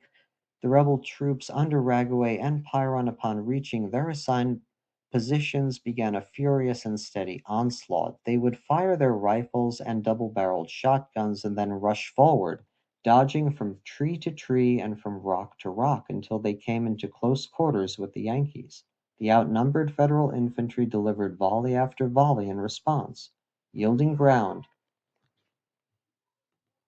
only inch by inch as they were forced back to the ledge of rocks extending northward from Alexander Valley's ranch. Here the conflict was terrible, reported Colonel Scurry. Scurry notes, our men and officers pushed forward among the rocks until the muzzles of the guns of the opposing forces passed each other. Some of them shot at each other from the opposite sides of the clumps of cedar bushes. And so you can start to understand the ferocious, confusing nature of the fighting at Glorieta Pass. Forces that are, in the beginning of the battle, relatively equal. The Confederates do outnumber the Union in this battle. The estimates place Scurry's forces at about 1,100, although obviously those in essentially good condition, fighting condition, are much fewer. It's important to remember that Sough obviously divided his forces prior to the battle, and so he's put himself in a difficult position because he's relying upon Chivington to arrive at some point in Glorieta Pass and come crashing into the rebel right or the rear of the rebel forces, and this does not happen. And so Chivington is essentially outnumbered and in a difficult position due to the Confederates under Scurry and Shropshire and Pyron and all of these aggressive commanders constantly pushing forward, charging, countercharging, attempting to outflank the Coloradans and putting constant pressure on them and thereby controlling the tempo and the pace of the battle. It simply forces Sough to constantly be in a position of giving ground, and Sough is a bit further back at Pigeon's Ranch. A lot of the command and control of the actual battle is under an officer named Samuel Tappan, who is really in the thick of it, up in these rocky ravines with the Coloradans. And there's an interesting anecdote about Tappan. For example, Sergeant Alfred Petticolas, who left several accounts of his service with the Sibley Brigade, served on the right flank under Shropshire's unit, and he, for one, was on the extreme left of the Texan right wing, discovered that he could essentially shoot down on the Federal artillery in the valley, and as he moved farther along the hillside and stopped to reload, looking sideways, he found himself within a matter of 100 strangers, as described in the Battle of Glorieta Pass by Etherington. Now Petticolas's heart raced, according to Etherington, and his arm continued ramming and desperately considered his options. Capture was certainly preferable to the alternatives. However, before he could say anything, Lieutenant Colonel Samuel Tappan of the 1st Colorado offered some advice. Quote, you had better look out, Captain, or those fellows will shoot you. That, of course, was what Petticolas was afraid of, and realizing there were two kinds of fellows about, he replied, who will? At which point Tappan responded, why, those fellows over yonder. pointing in the direction of the Texans, who had been taking pot shots at the Coloradans on the hill. Pericolas then coolly declared that in that case he would go over that way and take a shot at them. And so Pericolas makes a very smooth escape here, essentially sneaking right out of the Union lines and away from Tappan. Now, it's important to note, and Etherington notes, that he was wearing a confiscated federal coat, similar to the one that would have been issued to the Colorado Volunteers at Fort Union at the time. And so that no doubt confused Tappan, and the Confederates, who were known to wear whatever items of clothing and uniform they could get their hands on or raid from Union supplies, obviously would have been dressed in Union kit if they could get their hands on it anyway. And so this just gives you another view into the confused and furious nature of the fighting at Glorieta, which again ultimately results in a Confederate tactical success and brings the rebels within sniffing distance of the Federal artillery, which they charge with, without success, taking heavy casualties in the process. And within sight of the Federal wagon train, they do manage to get to two of the wagons, which are to some extent burned by the retreating Union troops. And it is this this decision of where to place the supply wagons which becomes the deciding factor in this battle and in this campaign, because Herbert Enos, under Sough, has a serious disagreement with his commander over why the supply train was allowed to be at Pigeon's Ranch and not back at Kozlowski's ranch or somewhere further away from the battle, where it would be traditionally deemed more safe. Scurry did not bring the Confederate wagon train anywhere near the battle. He left it further down the Santa Fe Trail at Johnson's ranch. And yet this supposed act of a precaution, this precautionary act, ultimately becomes a disaster for the Confederates, because Chivington does not appear during the Battle of Glorieta Pass. However, he does appear at Johnson's ranch. Now, Chivington's march around the Confederates in an effort to link up with Slough's forces during the battle and outflank them is a march that is can raid on the Confederate supply wagons, which results in some brutality. And this will be this brutality involving wounded men and the Confederate hospital at Johnston's Ranch is also a theme that will plague Chivington later in his career, as we'll see as well. Now, on the morning of March 28th, Chivington has about 530 officers and men divided into three groups for this mission. There's also a detachment of the 3rd U.S. Cavalry with him. The other commanders involved are a Captain William Lewis, 5th U.S. Infantry, a Captain A.B. Carey of the 7th Infantry, as well as, significantly, Manuel Chavez, who is their guide. Now, he is a lieutenant colonel in the New Mexico Volunteers. And significantly, Chavez is a veteran of the Mexican-American War, as well as the Taos Rebellion. He's a former Santa Fe Trail merchant, and he's a well-known fighter of the Native American tribes and a veteran of Val Verde, the Battle of Val Verde as well. And most importantly, he knows this area and the trails and the mountains extremely well. And so the route that Chivington takes, guided by Manuel Chavez, involves the Galisteo Road, which they essentially climb and march a certain distance until the command finds itself on rolling terrain atop the Glorieta Mesa. Now, after riding south again, Chavez indicates that the battalion should turn onto a faint trail which led westward off the main road. Now, Chivington and Sough are constantly concerned about being cut off from each other and from Fort Union. They know or suspect that Scurry is encamped near the village of Galisteo, 20 miles or so to the south, and they also are aware that the rest of the Confederate Army under Sibley and Colonel Greene are lurking somewhere to the south in the vicinity of Santa Fe and Albuquerque as well, and so the Coloradans are always concerned about being surprised and cut off from the rest of the federal forces if more Texans were to arrive unexpectedly. And so they have this in the back of their mind, and they're cautious, and they're aware of the dangers. They don't exactly know what awaits them here during this march, and Chivington takes this circuitous route along the Santa Fe Trail from Kozlowski's ranch, down the Galisteo Road, south to some extent, and then over and around the Glorieta Mesa,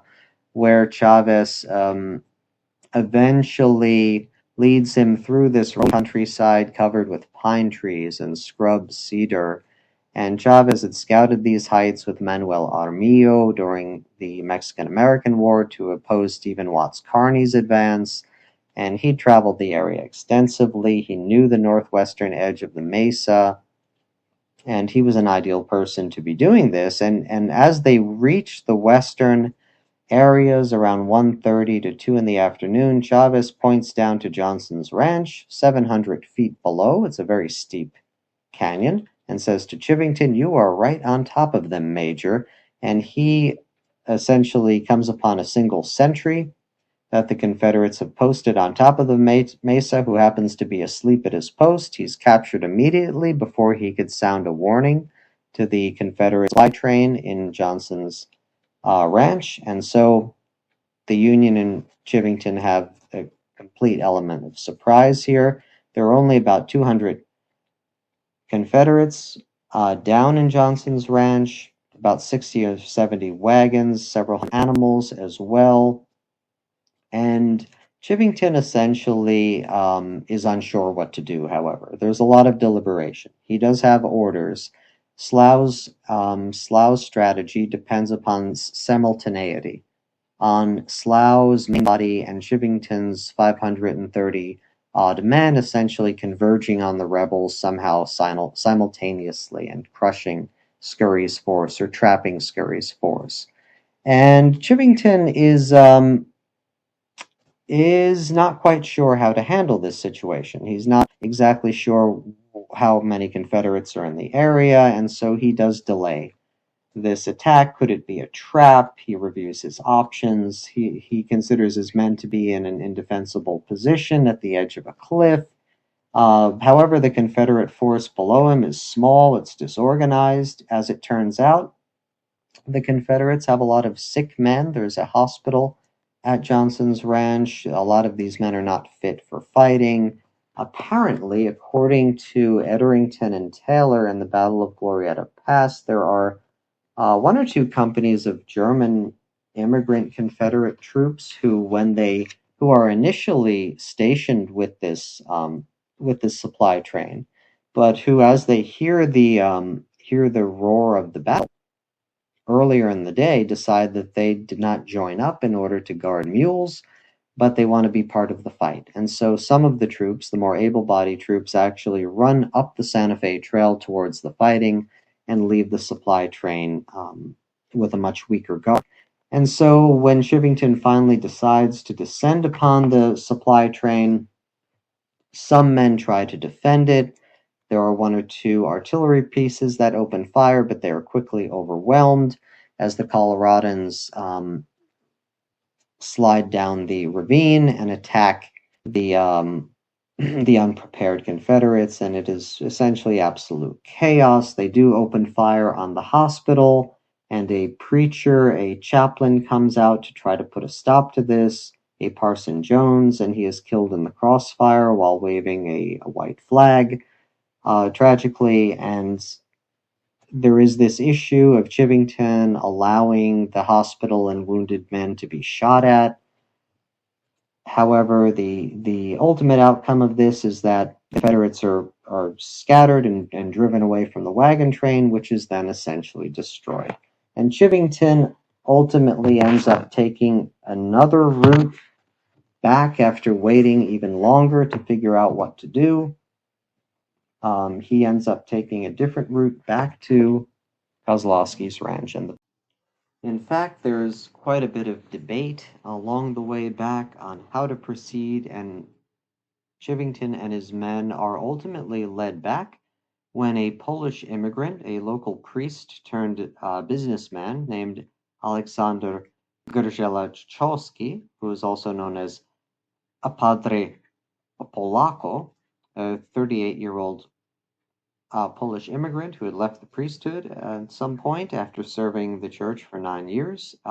He essentially acted as a guide. He appears on a white horse and was well acquainted with Lieutenant Colonel Chavez, and he guides Chivington's men at night back to Kozlowski's ranch through a different route through the passes.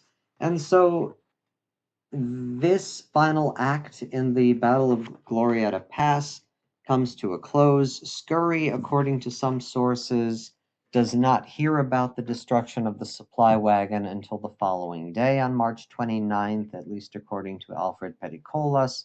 Other sources indicate Scurry knew about it earlier or found out that there was an attack at Johnston's ranch but didn't have information about the scale of the destruction. In any case, Scurry supposedly due to the exhaustion of his troops, calls off the attack and decides not to pursue the retreating Coloradans, and a truce is established so that the wounded could be cared for and the dead can be buried. And as the Confederates are far away from their supply train, there's this odd situation where it is the Coloradans who go back and retrieve additional shovels from Kozlowski's ranch and provide them to the Confederates. And so the Confederates receive shovels from the Coloradans in order to bury their comrades, and the soldiers go about the work of essentially finding the wounded.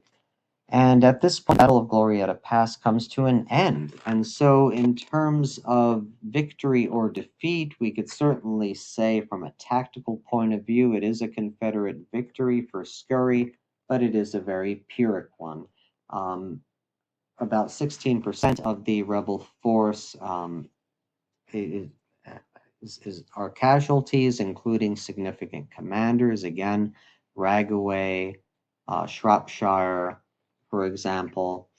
Most of the Confederate commanders are wounded. This includes Pyrrhon, who has a horse shot out from him, Scurry, who suffers wounds during the battle as well, and ultimately, because of Chivington's luck, essentially, one would have to say the leadership of Chavez in navigating through the Glorieta Mesa and finding Johnson's ranch.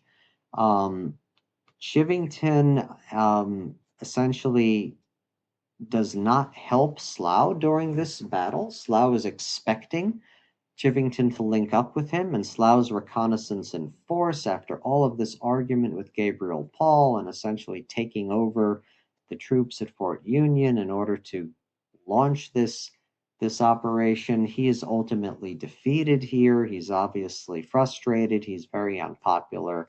There is an issue of of the hostility that many of the Coloradans have with him. It's no coincidence that Sough resigns his commission not long after this battle. There are rumors that some of his own men may try to assassinate him, and so there are these concerns that he has, and he essentially resigns not too long after the Battle of Glorieta Pass. Chivington is promoted. He's a very aggressive, self-promoting, ambitious figure who wants to essentially go into politics or promote himself professionally as much as he can, and he essentially ends up outranking even Tappan after this battle. However, Chivington, as noted, is a brutal person. He ends up in a lot of trouble in his career later on, as we'll discuss when we do a bit of a postscript on all the cast of characters that we've covered thus far in this series, including Chivington and Sough, both of which have very interesting interesting life stories following the Battle of Glorieta Pass. Scurry ultimately has really no choice but to fall back. His men are exhausted, although he wants to pursue Sough. It's not realistic that he can do this, especially without his supplies. The Confederates ultimately straggle back into Santa Fe. It is here that Louisa Canby really comes into her own, organizing organizing the women of the town to go out and help find and bring back wounded Confederates so they could receive medical treatment, even finding out and sharing knowledge of hidden supplies, including medical supplies that were hidden by Union forces very inconspicuously prior to the evacuation of Santa Fe. She reveals where some of these things are to Sibley and finds out where they are in the interest of helping the wounded, even though they are obviously Confederates, and she is the wife of General Canby at Fort Craig. Again, this theater and the Civil War writ large, but this theater in particular brings out the contrast between humanity and brutality of individuals on both sides. And you have people like the Canbys, for instance, who contrast significantly with people like Baylor, who has a murderous attitude toward the Native Americans. Whether that was the Comanches, which brought him into conflict with Sam Houston in Texas, or the Apaches, who he pursued even into Mexico, essentially destroying the property of Mexicans there and killing Apaches in Mexico, which greatly angered the Mexican government and ultimately contributed to Baylor's resignation. In Mesilla, as territorial governor, and you compare and contrast these with individuals who are much more compassionate, and even though this is a conflict and a war, they take into account civilian life, they take into account the life and welfare of the wounded in ways that others don't. And Louisa Canby certainly stands out as one of the principal actors in this story in terms of her generosity and her compassion in helping the wounded of the Sibley expedition. And the Confederates ultimately, after deliberating on how to proceed, Sibley decides to evacuate, especially given the fact that the Coloradans have reinforced the Union Army in Fort Union, and Canby is marching north towards Albuquerque at this point.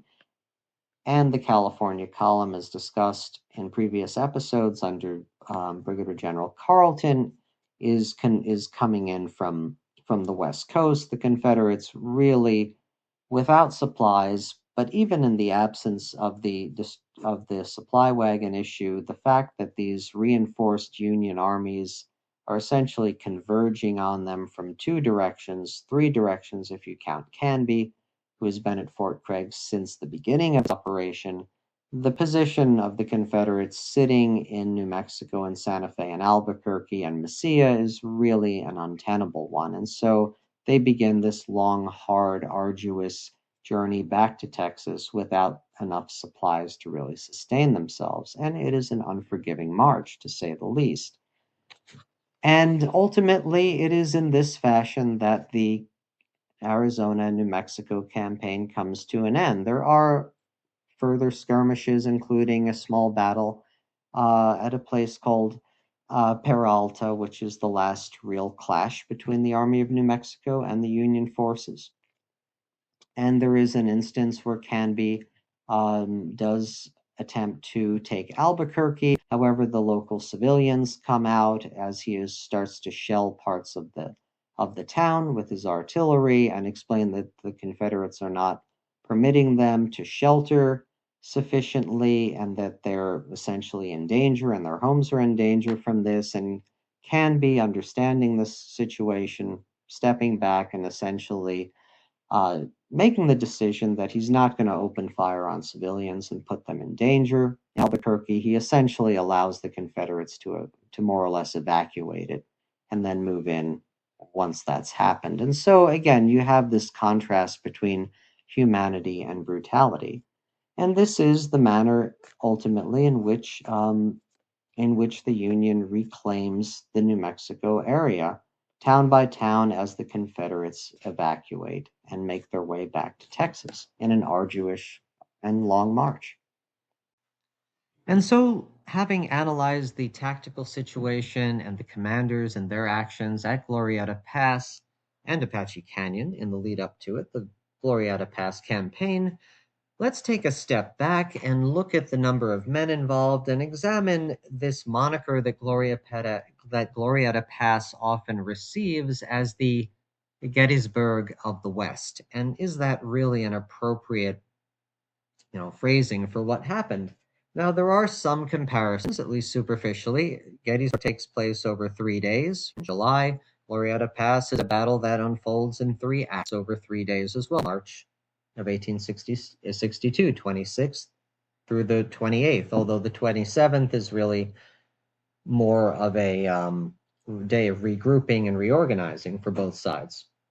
Apache Canyon taking place on the 26th, and then the 28th being both the raid on Johnson's Ranch by Chivington and the main battle unfolding at Pigeon's Ranch or Glorieta Pass between Colonel Sough, and Scurry. And so, beyond the 3-day time frame in which these battles unfold, we have the comparison that Glorieta Pass represents the high watermark of the Confederacy in the West. At this point, the Confederate territory stretched from approximately Tucson, even as far out as the far west skirmishes at Stanwix Station between leading elements of the California Column that we discussed in a previous episode, as well as Picacho Pass, which is probably the farthest westernmost small battle of the American Civil War. And so the defeat at Glorieta does represent this point in time when Sibley and his troops occupy the largest territorial extent that they will ever possess in the West. However, does this really compare to Lee's invasion in Pennsylvania and New Mexico? Perhaps not. Obviously, the amount of territory under Confederate control is technically vast, and it includes the only territorial or state capital that is ever seized by the Confederacy in the form of Santa Fe. The Confederacy never managed to take over the capital city of any Union territory or state during the war, so far as my memory serves anyway, and so that's significant. But again, there's no equivalent to Chancellorsville, no great Southern victory leading and spurring, this high watermark of the Confederacy to take place. Obviously, if we compare the Gettysburg campaign, we do have this stunning Confederate victory, Lee and Jackson and other commanders scoring a stunning, substantial Confederate victory over Joe Hooker's army at Chancellorsville in Virginia, and then that in turn leading to the invasion of Maryland, the second invasion of Maryland, the first having ended at Antietam. However, the Battle of Val Verde is really the only major clash of arms that precedes Glorieta Pass, and that's hardly a significant Confederate victory. Sure, tactically it is. However, it doesn't result in the capture of Fort Craig. The Confederates are largely compelled to move on into the territory, not really out of any tactical reason, but more in search of supplies and food, and the need to physically get into these cities to seize the commissaries and the supply depots. And so I think that some of this comparison to Gettysburg does break down. Of course, we'll certainly look at the casualties and the number of men involved here. Now, the forces are largely equal on paper, although keep in mind that Chivington and Sough divides his forces, and so although Sough has approximately 1,300 men overall under his command, he is separating about 400 to 550 of them under Chivington to make this circuitous march down the Galisteo Road and over the Glorieta Mesa, led by Manuel Chavez, El Leoncito, as he comes to be known, or came to be known by that point. And so Sough does not have his full command with him during the battle at all, and Chivington never shows up at the battle at Pigeon's Ranch in any case. And so the Confederates have a numerical advantage, and Scurry has approximately 1,100 men under his control, although if we talk about the men who are at Johnson's Ranch, obviously that affects his numbers, and the Confederates obviously lose men, and not all of them are healthy and fit for fighting, and so there's some dispute around that. The casualties are certainly light compared to the battles in the Eastern Theater of the American Civil War, certainly nothing like Gettysburg. At Glorieta Pass, the battle between Sough and Scurry at Pigeon's Ranch proper, with the Confederates suffer somewhere in the range of 46 men killed, with 60 wounded and 17 captured. On the Union side, under Sough, we're looking at 46 killed also, maybe 64 wounded, about 15 captured, so very comparable. The Confederates cannot really afford their losses, though, and they don't have any hope of reinforcement. They also suffer the death of significant commanders, as we noted, Shropshire, Raggaway, for instance, and others wounded as well. But Shropshire and Raggaway are significant losses for them who cannot be replaced. And also, of course, as we noted, the battle at Apache Canyon was a calamity for the Confederates under Pyron, although the casualties are very light and very similar. 5 killed on the Union side, 4 killed on the rebel side, 14 wounded to 20 wounded on both sides. However, you have 75 Confederates who are captured at Apache Canyon, and that largely comprises that Company A of Shropshire's former brigade, which gets separated during the withdrawal and does not, cooperate, or the captain who is elevated to command that company does not reposition his forces properly, and Shropshire has to go out and try to rescue as many of them as he can. However, approximately 75 men are captured, and the rebels cannot afford that. That ends up being a significant part of Pyron's initial command. And so as we consider the outcome of Glorieta Pass, the battle itself is not a significant victory. It's certainly nothing on the level of Gettysburg in terms of the men involved, the losses, the stakes.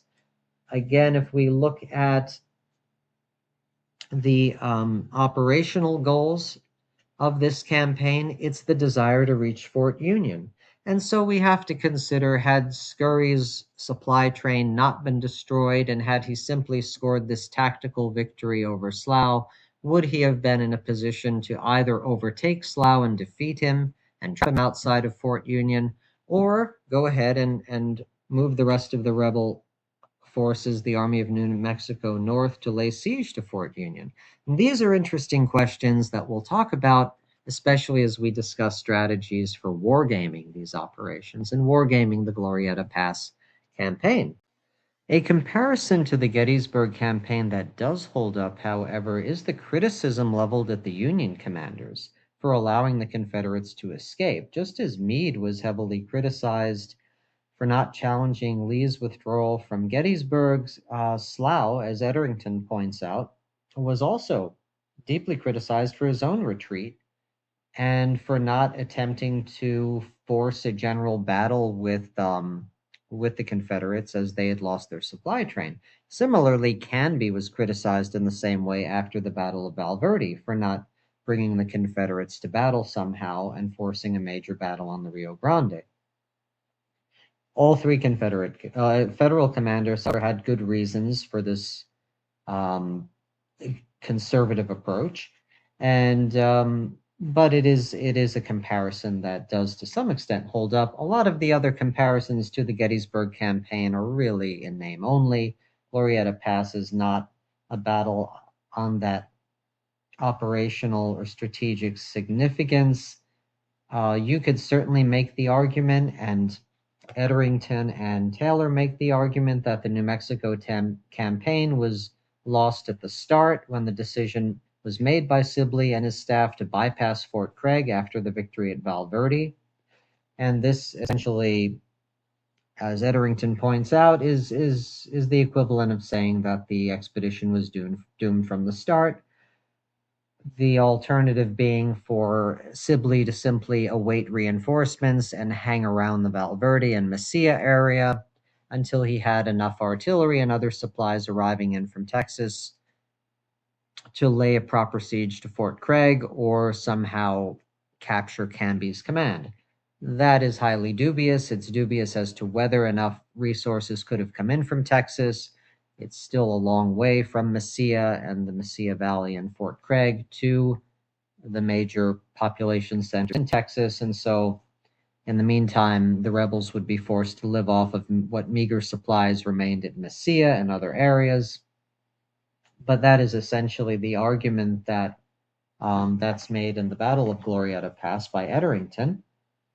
The other alternative is, what if, in the aftermath of the victory, the tactical victory at Glorieta, if Scurry had attempted to push on to Fort Union? Now, this assumes that his supply train was not destroyed and that Chivington was somehow prevented from doing that.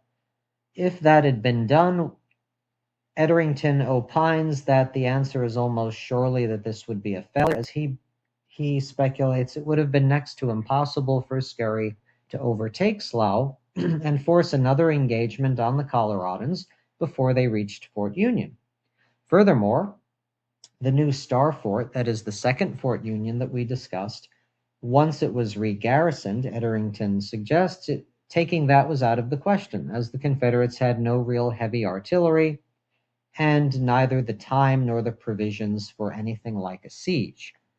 This is due to the fact that the time aspect of that is related to Canby's move northward around the time of Glorieta Pass and the movements of the California Column under Carleton. And this is certainly all true.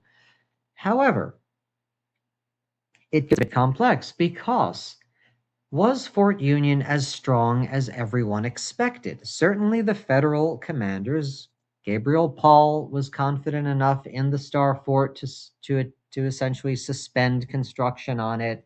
All of the Union officers seem to be secure in the belief that Fort Union is sufficiently reinforced and is strong enough to withstand anything that the rebels would throw at it. The Confederates themselves seem to believe this. Scurry and Pyron, and indeed Sibley, believed their only chance was to attempt to draw the Federal Army out of Fort Union and defeat them somewhere along the Santa Fe Trail, at least their main force, before attempting to take the garrison, or what remained of it. But is all that credit really due? And the answer seems to be no.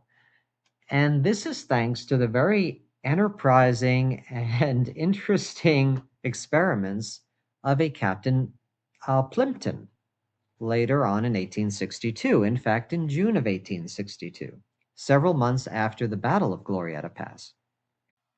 So with that in mind, and with the idea of potentially wargaming an alternative history rebel attack on Fort Union, let's take a look at the history and development of Fort Union, especially the second Fort Union, the Star Fort, that was reinforced to withstand sieges by a near-peer opponent as opposed to an outpost against Native American tribes, and really examine what went on during this period at Fort Union.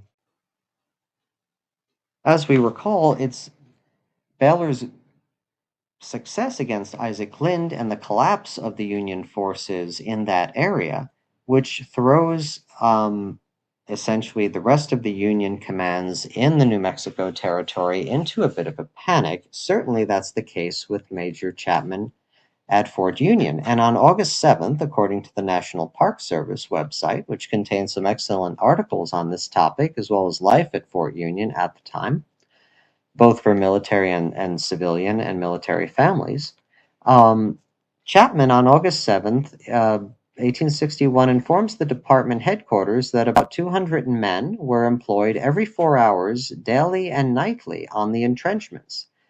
Now, it's not clear how many different units of the 200 worked each day, or of how many total soldiers were engaged in the construction. However, if each of the 200 were working in shifts of 24 hours, there are likely about 600 men building these entrenchments. And Chapman was apparently pleased with this and reported that work was progressing well. And so there's a rush to get this fortress built in the aftermath of Baylor's success. And this starts in August of 1861.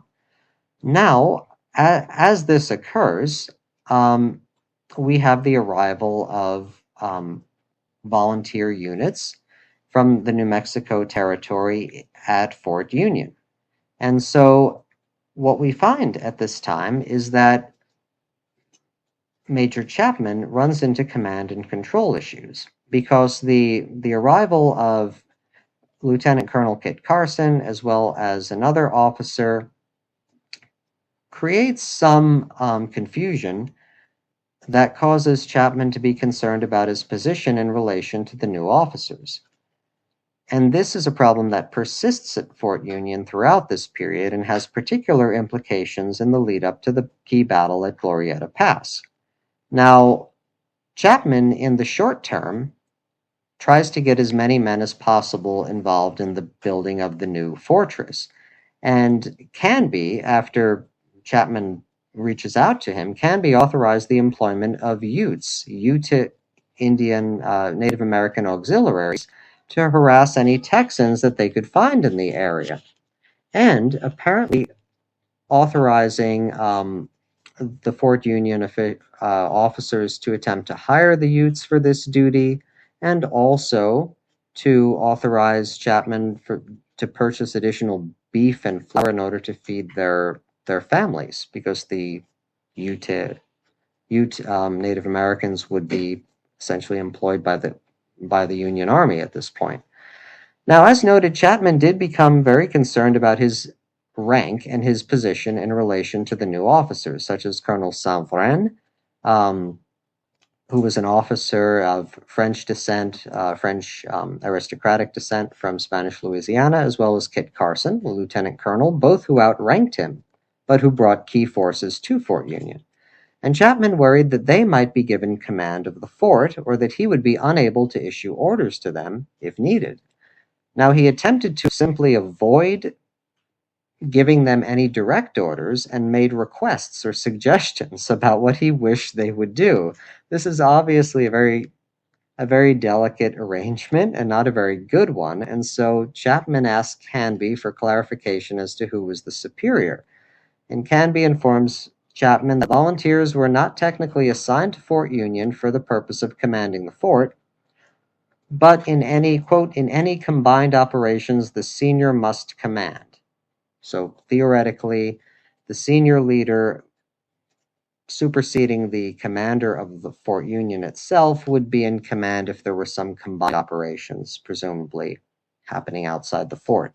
And Canby declared that, quote, officers of the regular army will be assigned to duty according to their brevet rank, which will remove to some extent the difficulties in the way of command, end quote. Chapman, of course, at this time was a brevet lieutenant colonel, and the issue of rank, although it seems a trivial matter, again, as I noted, later comes to be a very important factor in the defense of Fort Union and the Battle of Glorieta Pass. And it's worth delving into the details of Fort Union and its development into the second fort, which we discussed was not a frontier fort, but a star fort that would ideally withstand a siege by a near-peer opponent. Now, in terms of the nature of the field work on the new fortress, that is the second Fort Union, the Star Fort, there are only historical descriptions of it. Not much of anything remains of that fortress, although there is an image available from the National Park Service, a drawing based upon some aerial observations and historical accounts and other archaeological work. Now, a description of the field work was provided by an observer from the 1st Colorado Volunteers who arrived, and this is in March of 1862, who described it, quote, as a simple field work of moderate size with bastion corners surrounded by a dirt parapet and a ditch, with a slight abattis at exposed points. The armament is poor, consisting mostly of howitzers, but the supply of ammunition is deemed sufficient for any emergency. It has bomb-proof quarters in and surrounding it, forming part of the works, sufficiently large to accommodate 500 men, besides the necessary room for stores. End quote. So that is one description of the fort itself, and it was significant that the Confederates believed this. The Union were clearly confident in the defensive strengths of this star fort.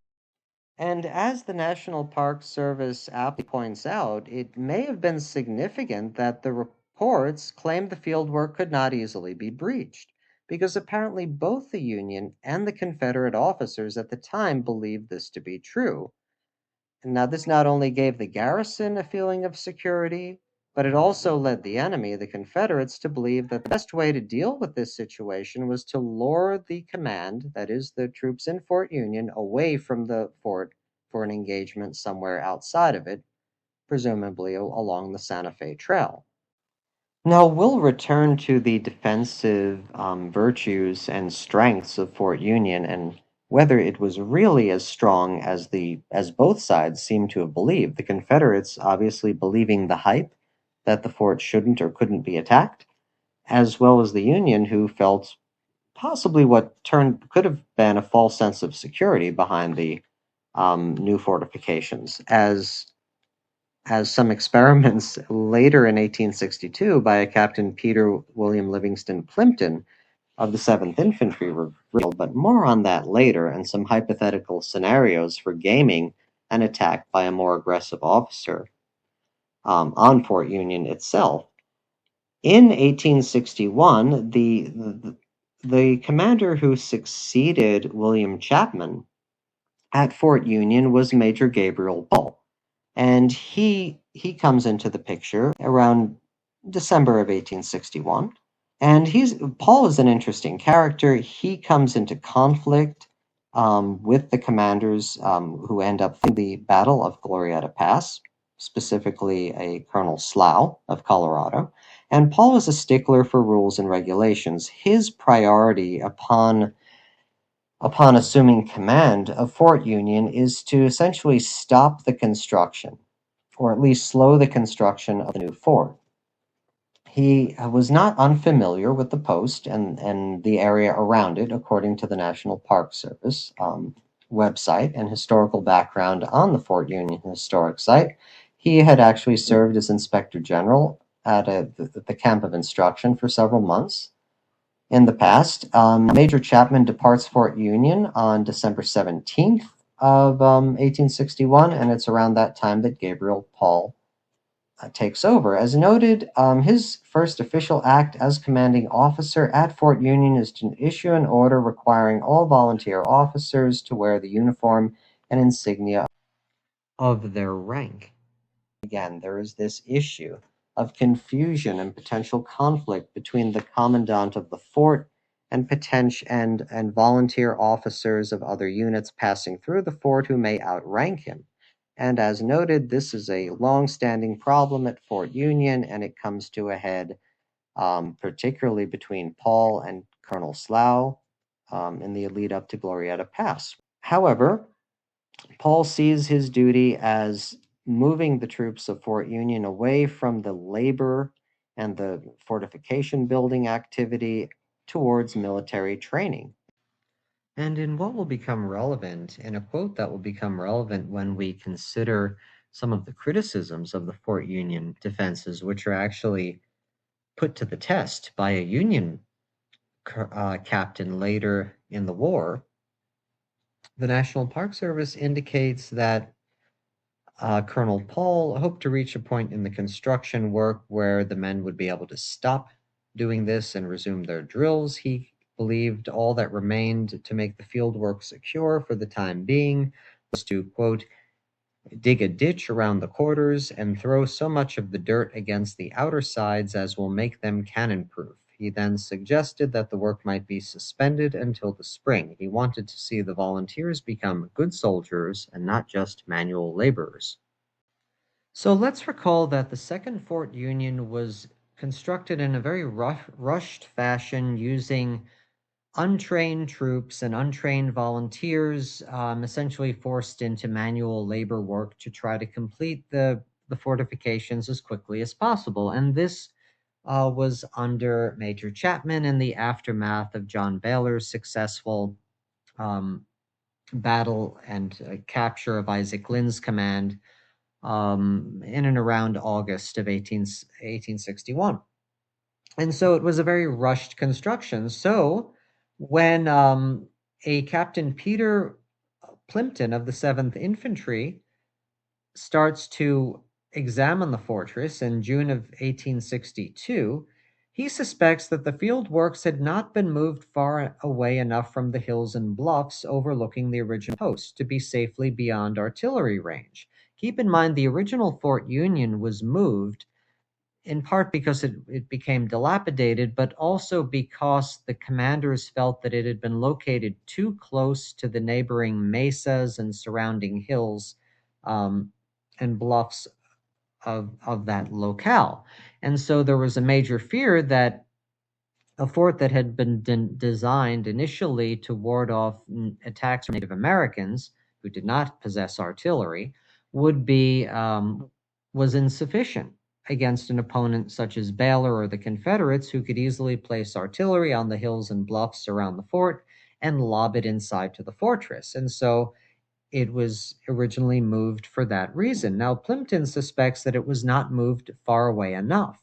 And unlike everyone connected with the relocation of the post, according to a National Parks report on the Fort Union Historic Site, which I'll leave a link to in the description below, Plympton places a 6-pound gun and a 12-pound howitzer in a position nearby and fires them in the direction of the fieldwork and the fort. Now, the 6-pounder was situated at the base of the hills and the 12-pounder at the crest, and Plympton positions them in this way. Both weapons were fired at least 3 times, according to the National Park Service, and they hurled shells beyond the fieldworks. In addition, quote, the work has a drop or a dip towards these hills, which causes its whole interior to be revealed, and so the shells could be lobbed over the walls and into the fort. Now, Plympton also fires a 6-pounder from the western bastion of the fieldwork, the Star Fort of Fort Union, towards the hills in order to check and verify and see if it was possible to reach those positions from which the weapons had been fired at the post.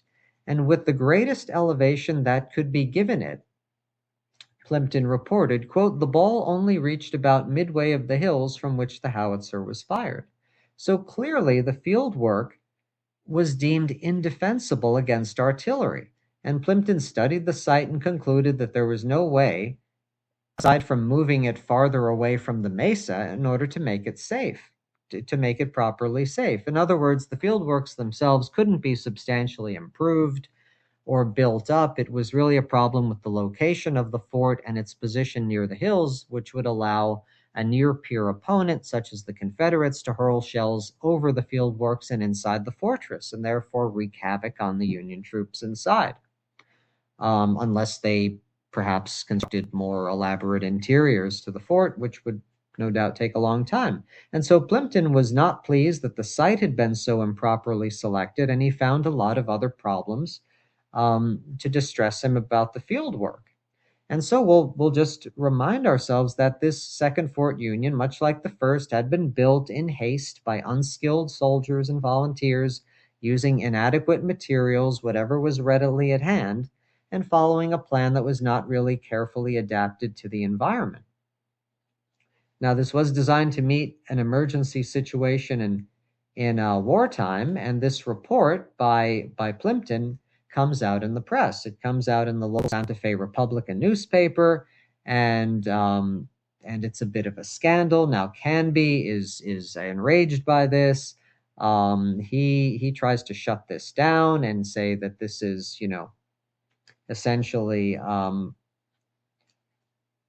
that these military records revealing conditions at Fort Union are not for publication, and he tries to essentially tamp the whole thing down. Now, the article speculated that the quote, skillful engineer who planned and constructed the earthwork had elicited the admiration of the War Department and led to promotion, which we are informed he has received. In a biting commentary, they criticize the wastefulness of the fort, wrap up this article by saying that was the kind of foresight that placed the $70,000 earthworks within artillery range of the bluffs. Canby takes a number of actions in retaliation of this. First of all, Lieutenant Russell, the engineer, is reprimanded. The editor of the newspaper and the publisher of the Republican were arrested and held for trial because they refused to reveal their sources of information for the article. Can be claimed under martial law. They had no right to publish military information that might aid the enemy. They were ultimately found guilty, but given a suspended sentence. Canby tries to make it clear that he does not want these types of things coming out in the press, but in any case, the reputation to the Second Fort Union is obviously the damage is done. However, the article gets out in the press, and the upshot for this, these findings by Plympton, are that had a more aggressive commander, other than Sibley, been in charge of the Army of New Mexico, and even though it's Scurry and Pyron who are in charge at Glorieta Pass, had a more organized, unified command been involved that could concentrate the Confederate forces for a real serious push on Fort Union, not assuming the merits of the Star Fortress, but really taking the battle to Fort Union and really attempting to lay siege to it. It does seem that they could have found success, that had someone made their way there with a substantial force, had a superior officer other than Sibley, someone aggressive and organized and not habitually inebriated, been able to really organize a Confederate operation against Fort Union, the Union may have been very surprised at the defects in the Star Fort, and you may very well have found a rebel commander against someone perhaps like Baylor, who pulled off a similar result against Fort Fillmore and Isaac Lind and its garrison. Lind, interestingly, one of the reasons why he evacuated Fort Fillmore and was ultimately overtaken by Baylor at San Agustin Springs was because Fort Fillmore was located too close to surrounding hills, mesas, and mountains, such that he felt that it could be easily compromised by rebel artillery. Similar situation easily could have unfolded at Fort Union. However, the false sense of security that the Star Fort gave the Union led to no one really questioning the merits of the fort until Peter Plympton comes along in June of 1862. And certainly the rebels also assumed and believed the hype that Fort Union was too strong for them to really attack and lay siege to. Now, it's unclear what would happen if Scurry had actually made it to Fort Union. How would the rebels have regrouped and organized an attack? I think that's a fascinating topic for a war game, a hypothetical scenario, and full credit and kudos to Peter Plympton here, Captain Peter William Livingston Plympton of the 7th United States Infantry, the ultimate red teaming experiment, red teaming being in analytical wargaming anyway, the concept of playing the other side. Here, setting up artillery pieces outside the fortress, positioning them around, and literally taking shots at his own command, at his own fort, in order to see what would happen and play out a scenario. And lo and behold, how things could have been different had the Confederates had a Confederate commander organized an enterprising attack on Fort Union. Possibly something for you all to try in a war game. Try out a scenario, try out a hypothetical. Historical wargaming does not have to be simulation. And for that reason, Try something different, experiment, and history is full of alternative scenarios itself, and so straying away from specific events that happened is perfectly fine and something you should have a good time with. And historically speaking, possibly something that Scurry or Pyron or Colonel Tom Green could have had a good time with themselves had they been enterprising enough to lead a serious, organized raid on Fort Union. Who knows what the results could have been? But Peter Plympton's experiments and the storm that produced in the Santa Fe Republican and other newspapers and Canby's furious response to that are a pretty good indication that it would have been a very close run affair. So try it out. Excellent idea for a war game there. Now that we've introduced the Battle of Glorieta Pass in some detail, we can talk about strategies for wargaming it.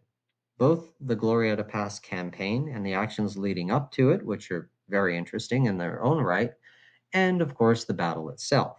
Now, from a wargaming perspective, let's consider skirmish actions and scenarios aside from the set piece battles in the campaign, which are really just Glorieta Pass and obviously Valverde as well. Now, if you're using a rule set such as Ruthless, or even more appropriately, Sharp Practice, which is an excellent set of skirmish rules by Two Fat Lardies that I personally enjoy and play quite often, you can certainly game these cat and mouse, narrative, almost TV style, but of course historical, actions where you have a rebel force, relatively small groups of troops involved, a lot of unpredictability, a lot of friction and imperfect knowledge, where you have to go into a town and try to find and scout for supplies and, perhaps intimidate or convince a local volunteer force to surrender or fight your way into the town and round them up and then hunt for supplies. You could also incorporate civilian actors into a game like that, and have local civilian forces or local civilians involved in hiding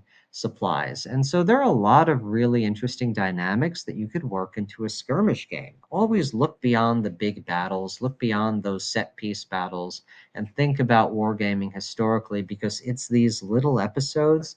It's the battle over logistics, supplies, ammunition, and all of the things that keep an army in the field that are just as important, if not even more important, than the times when the major forces get together and clash. And whether it's a cavalry action, light cavalry, advanced forces, partisans, you name it, these actions are absolutely essential, absolutely key to any military situation, and they're a lot of fun to game, especially with a great skirmish rule set, and there are plenty out there. I would definitely recommend Sharp Practice. You could certainly work in Ruthless if it were a smaller type of action as well. A lot of fun, great Wild West rule set to play there. And if you're intent on doing a big battle, well, why not make it into a campaign? Why not have a scenario or two leading up to a larger battle where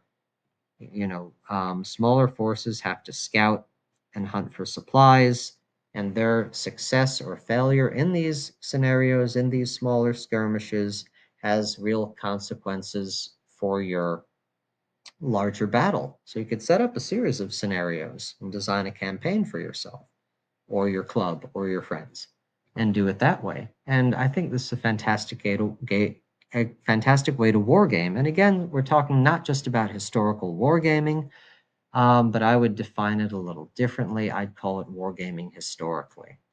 Really try that out, really use these smaller actions and the true stories that are behind them as a way to work them into your wargaming and your hobby. And on that note, let's talk about some of the interesting historical personalities who have made their way in and out of our discussion of the American Civil War out west in the Arizona New Mexico territories, starting with General Canby, who was the commander in charge of Union forces in this theater, at least until Carleton arrived.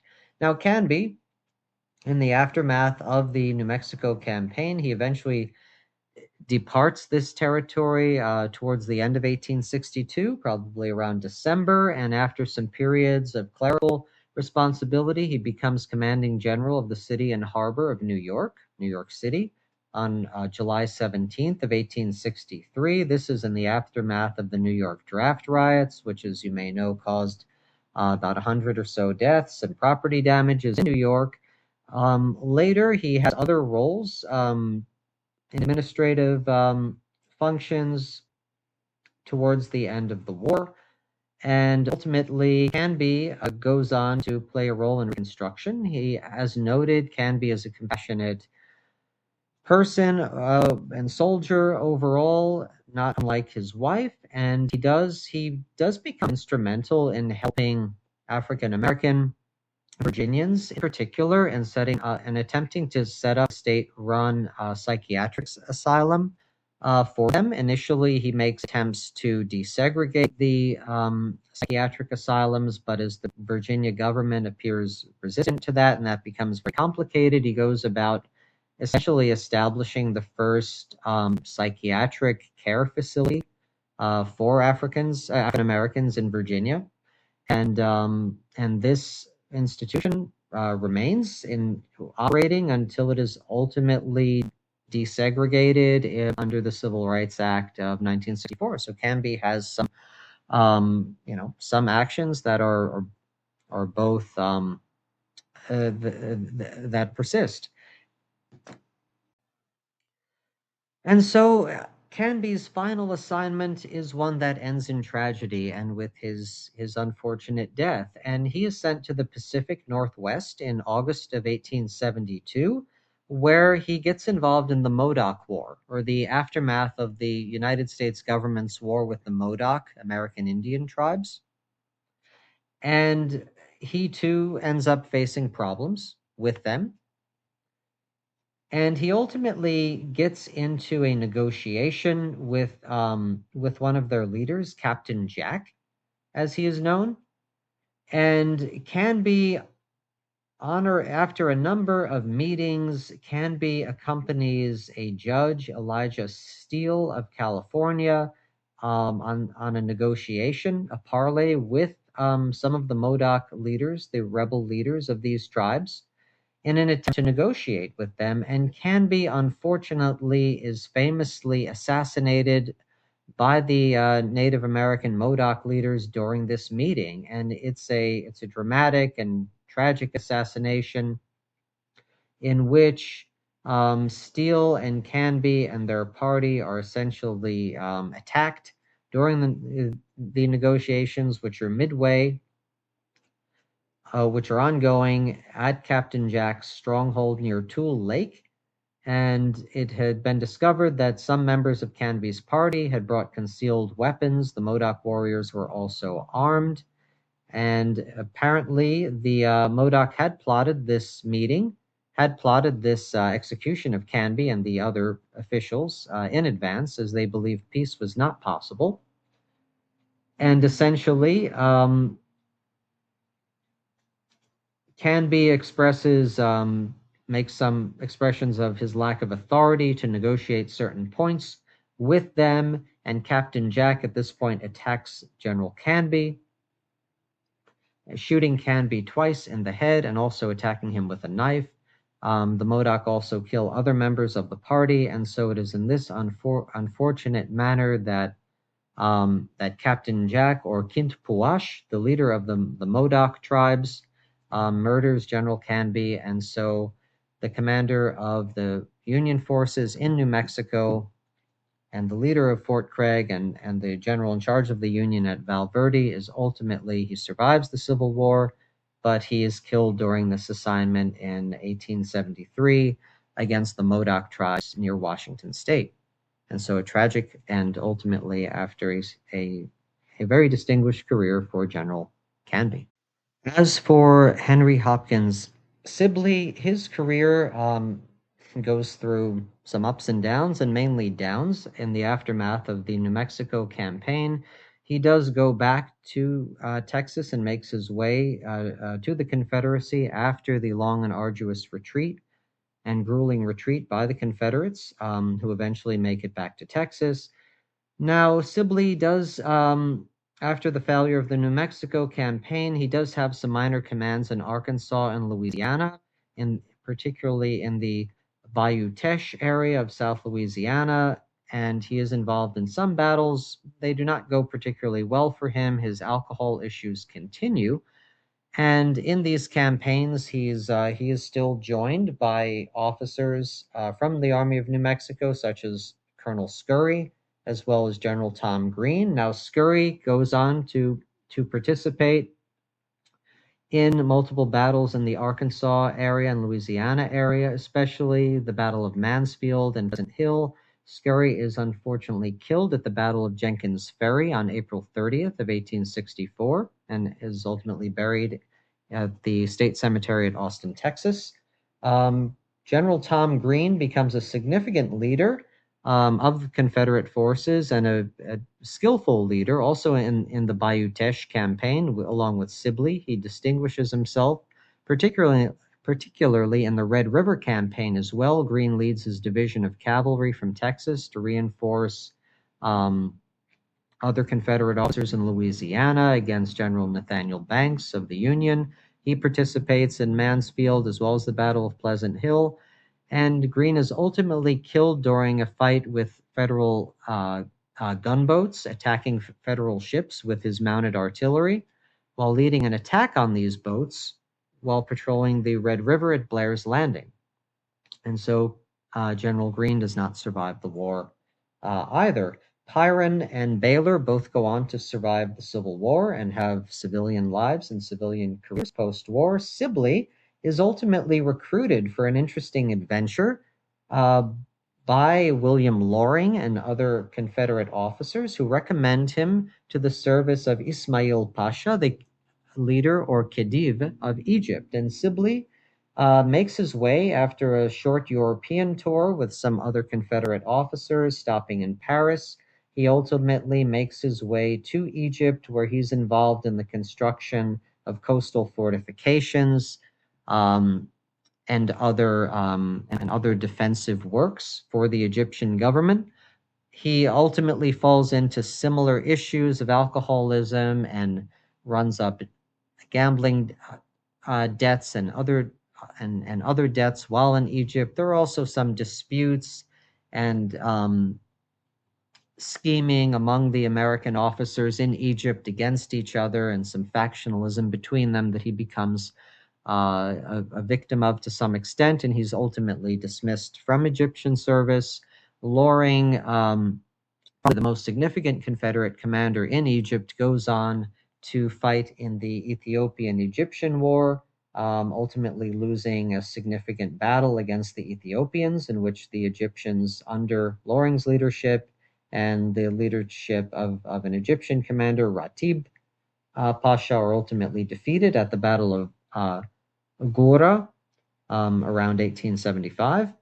And so Sibley departs Egypt. Before that, he eventually passes away in Fredericksburg, Virginia, not very far from Alexandria, where he lives with his daughter and continues to sue and dispute issues of his patents on the Sibley tent with the United States government. And he is buried at the Confederate Cemetery in Fredericksburg in Virginia. Now, Colonel John Sough has certainly one of the most interesting post-American Civil War experiences of all of the participants that we've discussed so far. Sough, as we noted, has this very argumentative, difficult personality. He has a long history of getting into disputes with people, both in his political career in Colorado as well as in his other endeavors, and he has numerous fights and feuds and altercations with various political figures in the Colorado Assembly, and then later on. He does, after Glorieta Pass, he does resign his commission. There is some suspicion that he was afraid of being assassinated by officers under his command and men under his command. He was not particularly well liked.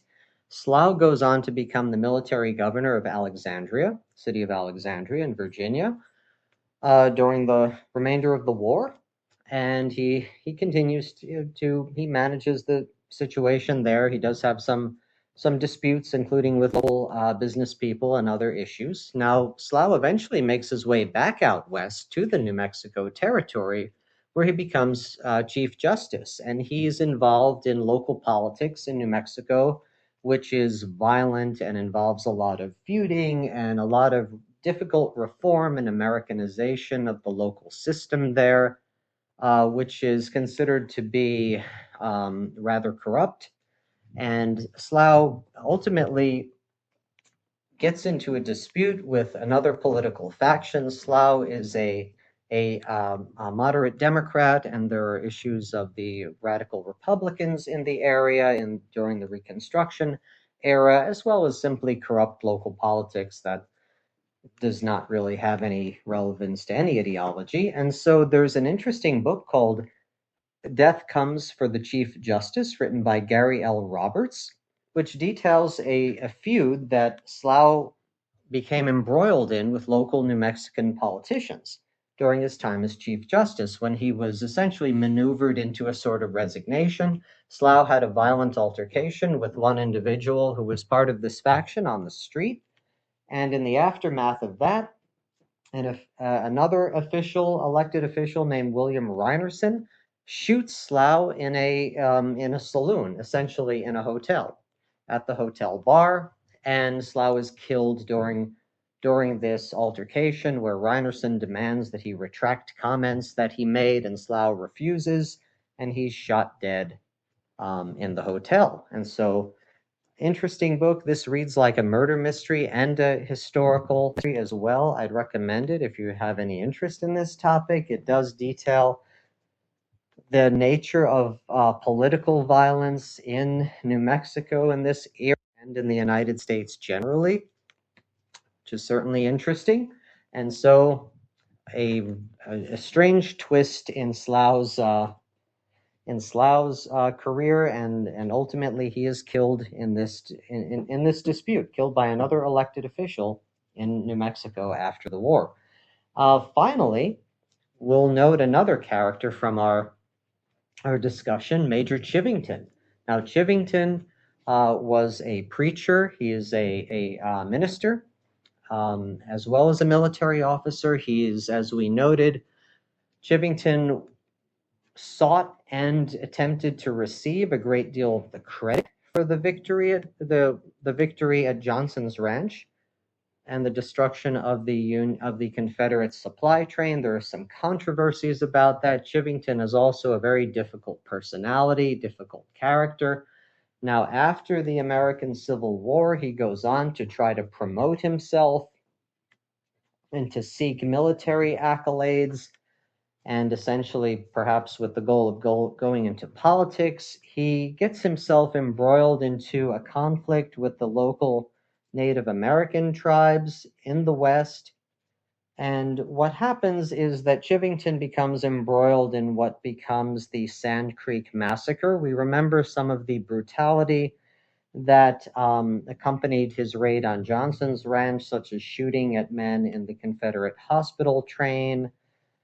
And Chivington's reputation for atrocities essentially becomes something that he is remembered for, and he is ultimately subject of an inquiry in Washington, D.C., based upon an attack that he orders on the Cheyenne, who were located in a camp in which Chivington, on or around November 28th, 1864, essentially took command of 250 men of the 1st Colorado Cavalry and some other troops, and along with other officers who ultimately, some of them end up significantly testifying against him, such as Captain Silas Sough, he essentially attacks a civilian Cheyenne encampment and ends up killing men, women, and children, including elderly Native Americans, and essentially engaging in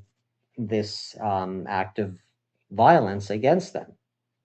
Silas Sough, Captain Sough, refuses to take part of it. Along with other officers, they refuse to obey, tell their men to hold their fire and not get involved, and so Chivington faces significant blowback from his own lieutenants in this action, and he is ultimately subject to an inquiry. And Sough and others testify before a congressional committee investigating the massacre. Chivington is not penalized as such by this, as he is already out of the military. However, he is essentially disgraced by it, and his career recovers. This is an issue that follows him around for the rest of his life. Sough tragically is assassinated by allies of Chivington in the aftermath of the congressional testimony, and so a tragic but very principled life led by Captain Sough, which I encourage you to read more about. And Chivington ultimately goes on to pursue various schemes and other career endeavors, but none of them particularly successful. And that is the end of Major Chivington. We have this conflict on both sides between brutality and humanity. And finally, as for Lieutenant Colonel Chapman, who is the commander at Fort Union that we discussed and who was so instrumental in the preparations of the defenses and the Star Fort at Fort Union, creating the second Fort Union, and who really looms large over this aspect of the New Mexico campaign, as well as his conflicts involving Canby and Kit Carson and Colonel Sanvren over the seniority issue and who would command at Fort Union, which also casts a shadow over what happens between Sough and Gabriel Paul in the lead up to Glorieta Pass. Chapman leaves the area. He leaves the New Mexico territory before this campaign really gets started. He leaves in December of 1861. And so his Civil War career, however, is nonetheless interesting. He ends up going east and he participates in the Peninsular Campaign under McClellan, which is McClellan's attempt to invade the Confederacy from the east, from the coast of Virginia, and to threaten Richmond that way. It's a failed campaign. And he's involved in some other battles involving Stonewall Jackson in the Valley area, Shenandoah Valley area, I believe. And significantly, he goes on to fight and play a role at the Second Battle of Bull Run, Second Manassas in 1862. And I had to break out my Second Manassas Osprey book to really follow up on how he was involved. But he did have a role at the second day of Second Manassas, and he was attached to 5th Corps under Major General Fitzjohn Porter. And so he was involved in Fitzjohn Porter's somewhat controversial actions at Second Manassas and the attempts to hold back and counterattack Longstreet and Hood on that day. And Colonel Chapman served in the 5th Corps under Porter and specifically in the 2nd Division under George Sykes. And he was in command of the 2nd Brigade, also associated with the 3rd Infantry. And so William Chapman, who looms large over much of what happens at Fort Union and Glorieta Pass, goes on to a distinguished service in the Eastern Theater, eventually being promoted for his actions at Second Manassas. So I hope everyone's been inspired to learn more about the American Civil War out in the New Mexico territories and out west in general. I hope you've enjoyed our discussion about the Army of New Mexico, Val Verde and Glorieta Pass, and the conflicts between the Confederates and the Apache, as well as the Union forces and the Native American tribes, and all of the opportunities for wargaming historically based on this period. And I look forward to bringing you some awesome new content, especially in the new year, full of skirmish games based on this era, which is really exciting. And I wish everybody a wonderful holiday season. And as always, keep on painting your miniatures, rolling dice, and enjoying your hobby. Again, happy holidays and happy new year, everyone, and look forward to seeing you again soon.